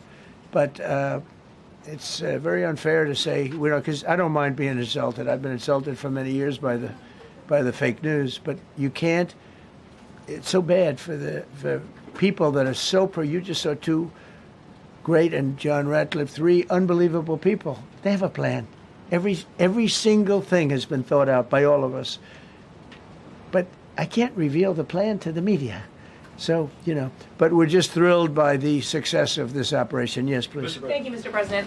You've said Iranians would be mad if you stopped these attacks, but why would they want you to blow up their infrastructure, to cut off their power? Wouldn't that be punishing Iranians for the actions of the regime? They would be willing and it's suffering. They would be willing to suffer that in order to have freedom. The Iranians have, and we've had numerous intercepts. Please keep bombing. Bombs that are dropping near their homes. Please keep bombing. Do it. And these are people that are living where the bombs are exploding. And when we leave and we're not hitting those areas, they're saying, please come back, come back, come back. These are the people. I don't know what they do. All I can tell you is they want freedom. They have lived in a world that you know nothing about. It's a violent, horrible world where if you protest, you are shot. Remember the great woman protests where they had 400,000, 500,000 women, and they were all enthused and they were going to protest, and everybody said, oh, the regime's going to come to an end. And then all of a sudden, boom, boom, 5, 6 different areas. A woman would go down right between the eyes. They had snipers. They had 5 snipers. That's all it took. And those 400,000 or 500,000 women said, oh, my God, what's that? Oh, look over there. What's that? A woman shot right between the eyes. And after 5 or 6 of them go down, then you start hearing the purr through the vast number of people. And then they said, oh, my God, who would do that? And they're incredible people. But they've lived so horribly. They've lived so horribly. Iran was a great country if you go back 25 years ago or so. The Persian people, they're incredible, smart, brilliant, actually. And I know so many. I know coming from New York, originally I know so many people from Iran. They're incredible people, incredible energy, and very, very brilliant people. But when you're standing in a group and protesting and you have a woman, in the case of the woman, remember the Great Woman March, everybody was saying, oh, this is the end of the country. And then snipers selectively picked. Every single one was shot right between the eyes from a long distance. They were on top of buildings. Nobody even knew where they were, where they're coming from. This wasn't like a machine gun, which is also very bad. They've done that too. They did that recently. This was snipers sitting on the top of buildings, aiming and hitting women. And when they see people go down, and all of a sudden there's a riot in the reverse direction, and they never came out again. And a lot of the news doesn't talk about that. They talk about, oh, women's rights. You want to see women's rights, you're not going to see it there. It's amazing when I see some of the stupid people like, AOC +3, all that group. They talk about, freedom for Iran. They don't tell you the real facts. Women, men, gays. How about gays for Iran? They kill the gays. They throw them off buildings. So I wonder what's going on. I can only say this. They want us to keep bombing, even if it jeopardizes, because their life is in much greater danger. They want freedom for Iran, but it's very hard for them to protest. I actually tell them, I said, don't go out. I fully understand. Nobody in this room would go out. I don't think there's any, because frankly, it's not a question of bravery. We're all brave, right? You're brave, I'm brave, we're all brave. But we're also intelligent. If you have people shooting at you, expert shots, with the best rifles you can get, and hitting you right between the eyes every single time, and you're looking here, and you're seeing, and you're looking here, you're out of there. I don't care who it is. Please. Mark Meredith, Fox News. I know that. Oh, thank you. How would I know that? Go ahead. America's watching. No. Good job. Can we go back to the weekend? First off, was everyone on board with the operation, or were there people that were trying to talk you out of going through with the operation this weekend? Not everybody was on board. Somebody else within No, you? there was military people, very professional, that preferred not doing it. These two were totally on board, which was very important. They weren't, it would have had a little difficulty. But no, there were military people that said, you just don't do this. You don't go into the heart of a very powerful military. This is, hey, you have countries and countries. You have some countries where military is not their strong suit. This whole thing is militarized like nobody's ever seen before. Half the people are wearing uniforms. And we had people within the military. Usually it's not done. That's one of the reasons. I was surprised. Somebody said it's the only time it's ever been done. I said, that's not possible. But it is possible. Because you're going into hundreds of thousands of soldiers along the path. I mean, look at some of the helicopters, how they got hit. So, yeah, there were people within the military that said it's a wise. And don't forget, how many men did you send altogether, approximately, for the operation? I'd love to keep that a secret. Okay, well, we are. But I will tell you, the number, I'll keep it a secret, but it was hundreds. And hundreds of these people, it's pretty good. Is he central casting? But hundreds of people went into this journey. Hundreds of people could have been killed. Forget about the equipment, a lot of equipment, nobody cares.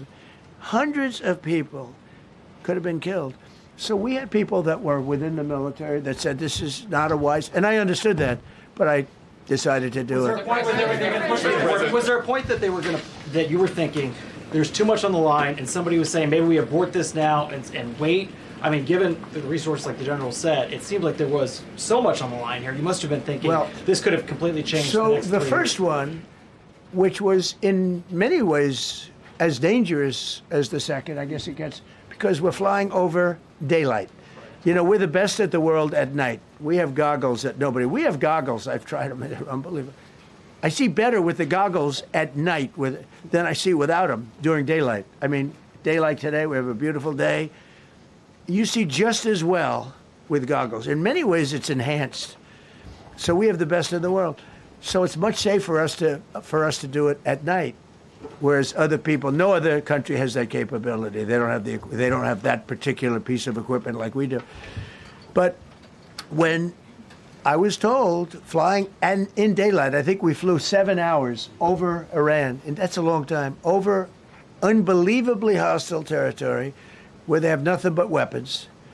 We took out their anti-aircraft, which is great. We took out their radar, which is great. We took out a lot, but they still have, what hit this one was a handheld shoulder missile, heat-seeking missile. So it's not like, they're totally whatever. And they have probably a little luck, because you got to get lucky. But they shot it, and it got sucked in right by the engine. But these guys were out of there. They were great. Their timing was great. But no, I was told that this is a very dangerous mission. I understand. They didn't say it's a foolish mission. They said, we're going to be sacrificing hundreds of people do this. You have tankers that are flying over this area so that because the flight was so long, they had to refuel. It's a very dangerous mission. I just felt it was worth it. If you would have told me that we would have been successful, gotten both, and nobody was even essentially injured, I would have said that would be impossible. Yeah, please. Mr. President, thank you very much. Thank you, sir. We'll come back to you. Okay, thank you. Given that you are now dealing, you say, with a more reasonable, less extreme leadership in Iran, what does that mean for the protesters, for the human rights movement in that country after this conflict? Well, I What's think your positive. expectation? Yeah, if they assume control, if we do something and they assume control, I think it's very positive, a big step. I don't think you'd see the radicalization that you have seen in the last. Look what happened. I mean, women are being executed because they're not properly clothed, they say. They're not properly clothed, and they execute the women. They shoot them right on the street. No, you have a much different group of people. Now, I'm not saying we are dealing with them. Essentially, they have till 8 o'clock tomorrow night, Eastern time. But we are dealing with them. I think it's going well. Mr. Witkoff is here, and JD's involved in the dealing. Mr. Witkoff is sitting right here, and I think it's going fine, but we'll have to see. You have to understand, we've been dealing with these people for 47 years. I'm standing here with a much more powerful Iran as of a month ago, not anymore. Right now, they are decapitated. But I'm standing here a month ago with a much more powerful Iran than it was at any point during 47 years. This should have been handled by 7 presidents, a lot of presidents. And those presidents are saying now, every one of them to their friends, we should have done this a long time ago. So it's not something I like doing. It's very dangerous, and we're getting them at the height of their strength. If I didn't terminate the Barack Hussein Obama Iran nuclear deal, they would have had don't forget, that was a path to a nuclear weapon. Remember this. He chose Iran over Israel, pure and simple.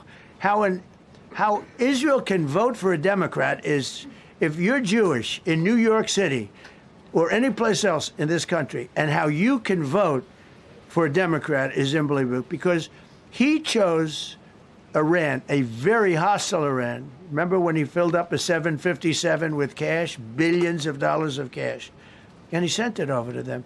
Then they gave them tens of billions of dollars. He chose Iran over Israel and really the Arab world, if you look, because, you know, the other, Saudi Arabia, Qatar, UAE, I mean, you take a look. I mean, I can add Kuwait and I can add Bahrain, and you can add others. He chose such an unlikely candidate. Nobody could believe it. Frankly, if you're going to choose between Iraq and Iran, he should have befriended Iraq. He went in the exact opposite direction of all thinking, and he made a terrible mistake. But that was a road to a nuclear weapon. And when I terminated that, everyone said, oh, he terminated it. It was one of the best things we ever did, because he had a road to a nuclear weapon. And it was a very short-term deal. Countries don't do 10-year deals. Countries do hundreds of years. You don't do a 10-year deal. For a country, this isn't, you're a landlord and you're renting a store on a certain street and you give somebody a 5-year or a 10-year lease. This is a country. It was a short-term deal. It was ready to expire. I terminated it before it expired. Took a lot of heat, and it was one of the best things I ever did, because he would have had a nuclear weapon. Then he would have had another nuclear weapon, had those beautiful B-2 bombers not gone in 8 months ago and obliterated that site. And by the way, the word is obliteration. CNN said, well, maybe it wasn't complete. It was so complete that they still haven't been able to get it. It was obliteration. But if we didn't hit them, that was a courageous decision, too, because we had all those planes flying in at night with very little cover, unbelievable stealth planes, and they were able to do their job.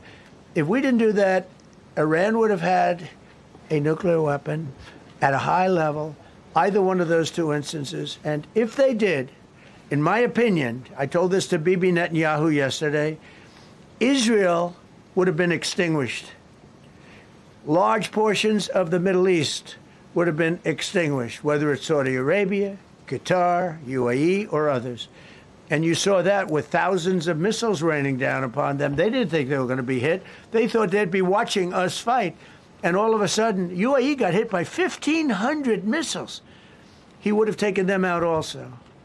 and they were powerful. If I didn't come along and terminate the Obama deal, which was terrible, the Iran nuclear deal was a road to a nuclear weapon, a big one, unlimited, legally. I terminated it without even much thought. It was so easy. I terminated that, and then the B-2 bombers. And I did one other thing. I had killed Qasem Soleimani, who was an evil genius. And the reason I did it, I heard he was going to knock out 5 of our military bases. And had he lived, I believe we would be fighting perhaps a different Iran right now, because he's never been replaced, you know. And I did one other, but this one was not picked up. Osama bin Laden. If you read my book, I said you got to take him out 1 year before the World Trade Center came down. So I wish you'd read the book. But you, as a president, to be a good president, I believe you have to have good instincts. And a lot of this is instinct. Yeah, please. Thank you so much for taking my question, Mr. President. Mr. President, last week you suggested that Europe should take the lead on reopening the Strait of Hormuz. Has circumstances changed now that you're issuing a direct 48-hour ultimatum? And secondly, would a new ceasefire include Israel, or would it just be between Iran and the US? I can't talk about ceasefire, but I can tell you that we have an active, willing participant on the other side. They would like to be able to make a deal. I can't say any more than that, but they'd like to make Mr. President, thank you so much. You've listed the goals. Excuse me. Please, go ahead. You've listed the goals. Mr. President. Who you with? Who you with? My name is Diakur. I'm with the largest Kurdish media outlet, Ruda Media Network. It's based in Iran. Go ahead. Mr. President, you said before that you don't want the Kurdish forces to enter Iran and be harmed. Do you still want them to stay away? Or what role do you expect them to play now? I'd rather have them stay away. And then, I'd rather have them stay away because I think they bring with them some problems and some difficulties. And I don't think they bring death, I mean, you know, to themselves. But I'd rather have them stay away. Go ahead. Thank you, Mr. President, for the question. Deliberate attacks on civilian infrastructure violate the Geneva Conventions and international law. Who are you with? I'm with the New York Times. Zolan from the New York Times. Are you failing? Are you concerned? Circulation way down at the New York Times. Are you concerned that your threat to bomb power plants and bridges amount to war crimes? No, not at all. No, I'm not. I hope I don't have to do it. But again, I just said 47 years they've been negotiating with these people. They're great negotiators, and because they're not going to have a nuclear weapon. And if somebody that takes my place someday is weak and ineffective, which possibly that will happen because we had numerous presidents that were weak, ineffective, and afraid of Iran, we're never going to let Iran have a nuclear weapon. And if you think it's okay for people that are sick of mind, that are tough, smart, and sick, really sick, from a policy standpoint, from a standpoint, any which way you want to say, mentally, these are disturbed people. If you think I'm going to allow them, and powerful and rich, to have a nuclear weapon, you can tell your friends at the New York Times, not going to happen. It means violating international law. Quiet. You no longer have credibility at the New York Times because the New York Times said, oh, Trump won't win the election, and I won in a landslide. I won every swing state. New York Times said, oh, Trump won't win the election. New York Times has no credibility. The credibility they have is it used to be all the news that's fit to print. The old gray lady, it was great, but they're running on past fumes, and you can't keep doing that. You have to be able to give the correct news. And people like you, who I know, are fake. You're fake. Go ahead, please. Your messaging on the war has moved from the war is coming to an end to war going to be bombing Iran to the Stone Ages. Right. And we've heard a range of those kind of messages. So which is it? Are you winding this down? Or are you escalating I can't tell you. I don't know. I can't tell you. Depends what they do. This is a critical period. They have a period of, well, till tomorrow at 8 o'clock. I gave them an extension. They asked for an extension of 7 days, right? I said, Steve, give them 10 days. 10 days is up actually today, so I gave him 11, I guess indirectly. I thought it was inappropriate the day after Easter. I want to be a nice person. They have till tomorrow. Now, we'll see what happens. I can tell you they're negotiating, we think, in good faith. We're going to find out. We're getting the help of some incredible countries that want this to be ended because it affects them also. A lot of people are affected by this. But we're giving them till tomorrow, 8 o'clock Eastern Time. And after that, they're going to have no bridges. They're going to have no power plants. Stone Ages, yeah. Stone Ages. CNN fake news. Are you willing to make a deal that does not include reopening the Strait of Hormuz, or is that now a top priority? I would say it's a very big priority because, see, that's one thing that's a little different than other things. We can bomb the hell out of them. We can knock them out for a loop. But to close the strait, all you need is one terrorist that somehow has a truck loaded with, because you can carry them in trucks, large trucks, a water mine, drop them in the water, and now you tell people that own ships that cost $1 billion to don't worry about the mine. You can do that even just by saying we put mines in the water. So it's not like the rest. We can knock out their military. We already have. We've knocked out their Navy. We've knocked out their Air Force completely. We've knocked out 158 ships in 3 days. We've knocked out even their mine droppers. They don't have any mine droppers anymore, but they put them on other boats, and they could drop them. I'm not even sure they have any mines there, by the way. I'm not sure. I'm personally, they say there might be 8. I don't know. I think there might be none because they're very good bullshit artists. That's why for 47 years they've been bullshitting other presidents, and they haven't done the job. And people are living in hell. You live in that country, they're living in hell. No, I think that 47 years of this stuff is long enough. They're at the weakest point they've ever been. They have no Navy, they have no Air Force, they have no anti-aircraft weaponry, they have no radar, they have no communication. In fact, the biggest problem we have in our negotiation is that they can't communicate. I said to Steve, what are they saying? Sir, they can't communicate. They have no method of communication. So we're communicating like they used to communicate 2,000 years ago with children, bringing a note back and forth. They have no communication. But all I want to see is I want to have a safe world, and you're not going to have a safe world. Israel will be gone. The Middle East will be gone. And then they're coming for Europe. And I have to tell you, I'm very disappointed in NATO. Very. I think that NATO... I think it's a mark on NATO that will never disappear in my mind. You know, they're coming to see me on Wednesday. They're going to say, oh, we'll do this, we'll do that. Now they all of a sudden want to send things, you know. But they said it loud and clear at the beginning. When I spoke to UK of all, I would have said they would have been the first because they're the oldest. And I say, yeah, I'd love to have a little help. He said, no, sir, we'd rather wait till you win. I said, I don't need help after we win. They have 2 old broken aircraft carriers, barely work.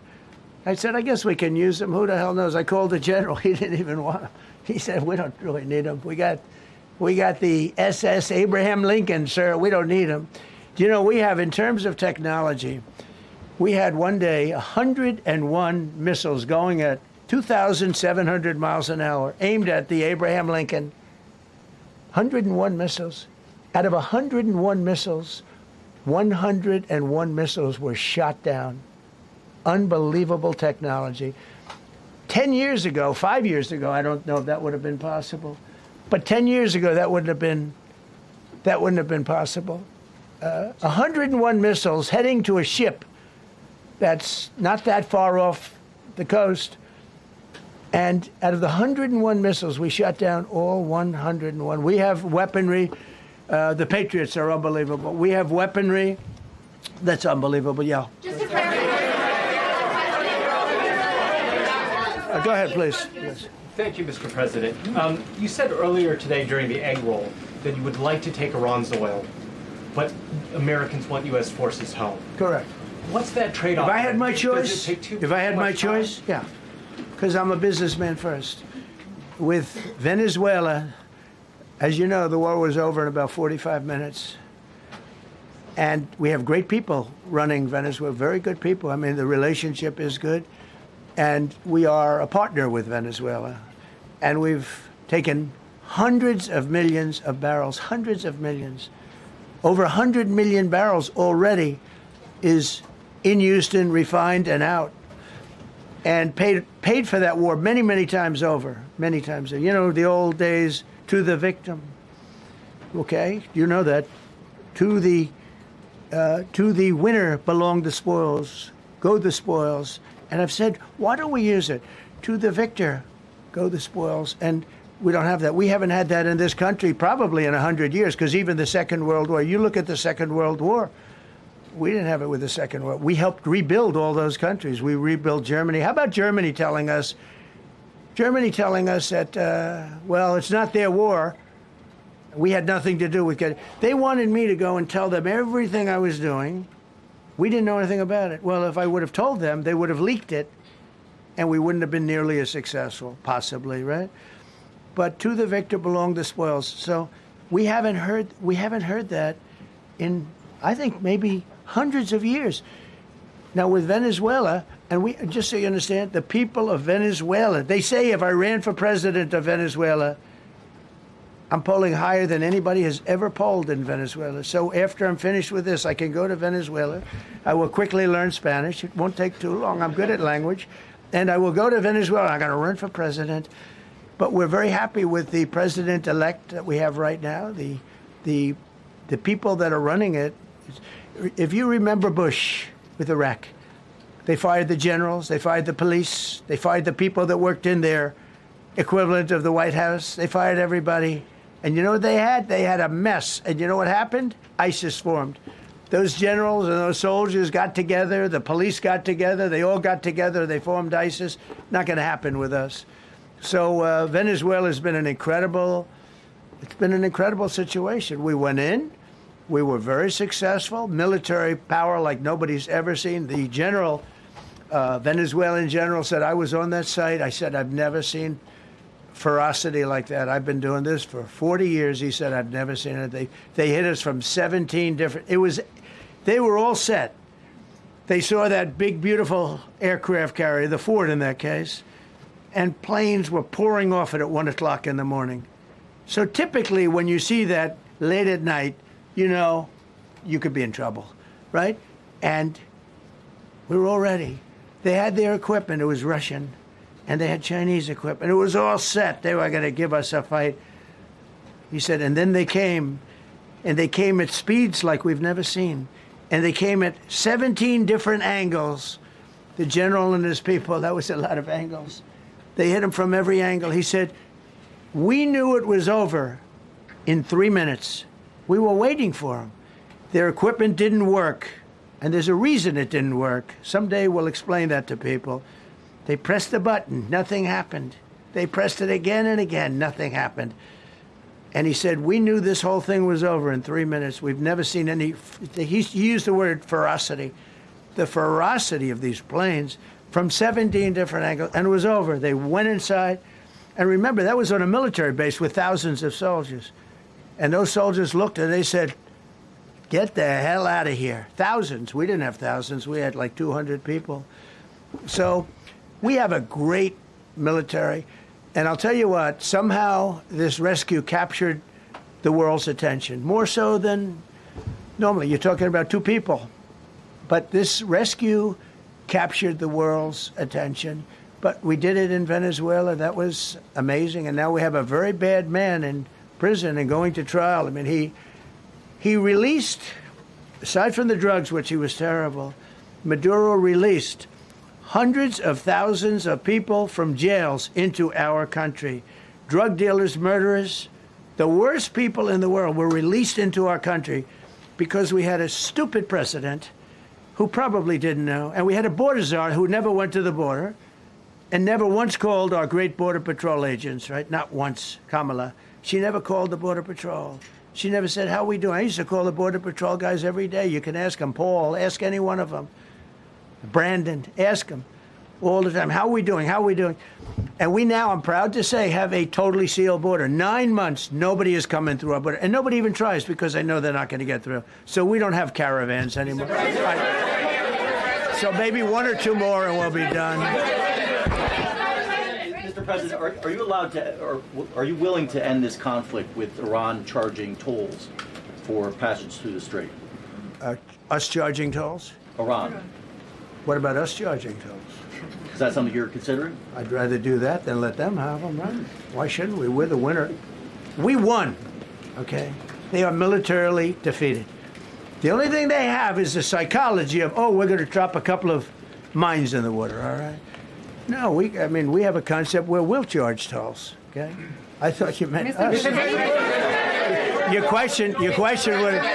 question would have been more accurate if you said us. Go ahead. Thank you very much. So just to clarify, in order for Iran to successfully meet your deadline tomorrow, do they have to make a deal, open the strait, or both? We have to have a deal that's acceptable to me. And part of that deal is going to be we want free traffic of oil and everything else. Mr. President, thank you very much.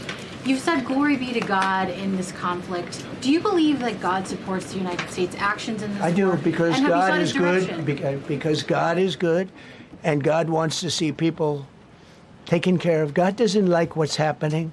I don't like what's happening. Everyone says I enjoy it. I don't enjoy this. I don't enjoy it. These two guys don't enjoy it. You know, people say, "Oh boy, they're so tough." I don't like seeing people killed. I've ended 8 wars. Nobody's ever done it. The person who won the Nobel Prize came to me and said, "You deserve the Nobel Prize." She announced that. When they announced, they said, "Goes to Maria. She's a great person, really a good person." She said, No. This is ridiculous. They gave me the Nobel Prize. President Trump ended 8 wars. I could go over every one of them, including India and Pakistan, where the Prime Minister of Pakistan said President Trump saved from 30 to 50 million lives. That makes me much happier than what we're doing right now. That makes me much happier. We have 1 more to end, by the way. President, you called yesterday in your Truth Social, you called the Iranians crazy bastards. True. What is your response to critics who say that I don't care about critics. What is your response to critics who say that it is your mental health that should perhaps be examined as this war continues? I haven't heard that. But if that's the case, you're going to have more people like me, because our country was being ripped off on trade, on everything, for many years until I came along. So if that's the case, you're going to have more people. Dasha, go ahead.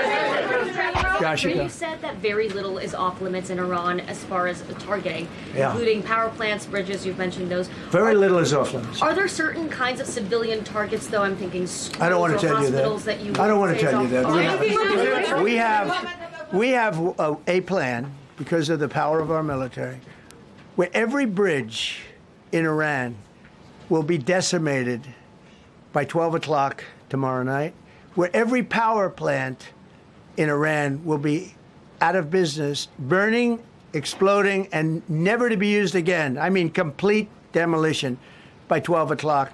And it'll happen over a period of 4 hours if we wanted to. We don't want that to happen. We may even get involved with helping them rebuild their nation. And you know what? If that's the case, the last thing we want to do is start with power plants, which are among the most expensive things, and bridges. You saw the bridge. The bridge went. We were very close to a deal. And then I got a call from Mr. Witkoff, Mr. Kushner, and J.D. saying, I think they're breaking the deal. I said, tell them that's okay. Don't worry about it. But tell them to look out their window and watch. And within 45 minutes, I gave the order to knock out the biggest bridge. I gave the order, knock out the biggest bridge in, I believe, the Middle East, but the biggest bridge in Iran. And within 10 minutes after I gave that order, that bridge was over. So do I want to do that? No. Do I want to destroy their infrastructure? No. It will take them 100 years to rebuild. Right now, if we left today, it would take them 20 years to rebuild their country, and it would never be as good as it was. And the only way they're going to be able to rebuild their country is to utilize the genius of the United States of America. displeasure with NATO in the past. Is there a danger to the U.S. not being the de facto of the leader of the alliance, and then other powers within the alliance then getting the decision making when it comes to wars and nuclear weapons? No, it's not a danger. Look, we went to NATO. I didn't ask very strongly. I just said, hey, if you want to help, great. No, we will not help. I said, that's all right. You don't want to help? Because I've always said NATO's a paper tiger. See, NATO's a paper tiger. Putin's not afraid of NATO. Putin's afraid of us, very afraid of us. And he's explained it to me a lot of times. I got to know him very well. I know him very well. NATO's a paper tiger. NATO is us. And when we needed them, we didn't need them, by the way. We didn't need them, obviously, because they haven't helped at all. Just the opposite. They've actually gone out of their way not to help. They didn't even want to give us landing strips. Think of it. And it's not just NATO. You know who else didn't help us? South Korea didn't help us. You know who else didn't help us? Australia didn't help us. You know who else didn't help us? Japan. We've got 50,000 soldiers in Japan to protect them from North Korea. We have 45,000 soldiers in South Korea to protect us from Kim Jong-un, who I get along with very well, as you know. Do you notice he said very nice things about me? He used to call Joe Biden a mentally retarded person, okay? So don't tell me about your stuff. Joe Biden, he said he's a mentally retarded person. He was so nasty to Joe Biden. It was terrible. But to me, he likes Trump. And do you notice how nice things are with North Korea? It's very nice. But we have 45,000 people, soldiers, in harm's way, right next to Kim Jong-un with a lot of nuclear weapons. 45, which should have never happened if a certain president, I'm not going to mention this president because I happen to like him, believe it or not, but if a certain president did his job, Kim Jong-un would not have nuclear weapons right now. But they're all afraid to do their job properly. But just to conclude and just to finish, Japan didn't help us, Australia didn't help us, South Korea didn't help us, and then you get to NATO, NATO didn't help us. There were some countries that did. Now, countries that have been good, now you could also say they're got to be a little bit more involved because they're in the territory, but Saudi Arabia has been excellent, Qatar has been excellent, UAE has been excellent, Bahrain, Kuwait. I mean, Kuwait did shoot down 3 of our planes. The only planes, really, that we lost with friendly fire, they call it. I call it unfriendly fire. They unfortunately didn't know how to use our great Patriots. The pilot said, what kind of a missile's coming at us? Patriot. Boom, they got out. Because they know a Patriot never misses. So they had beautiful Patriots. There were planes heading in their direction. Unfortunately, they decided to shoot those planes. They were our planes. So, no, NATO is a paper tiger. Now, he's coming to see me on Wednesday, as you know. He's a wonderful guy. Secretary General is great. And Mark Rutte, he's a great person, but he's got... And you know, it all began with, if you want to know the truth, Greenland. We want Greenland. They don't want to give it to us. And I said, bye-bye. Okay, thank you very much, everybody. Thank you.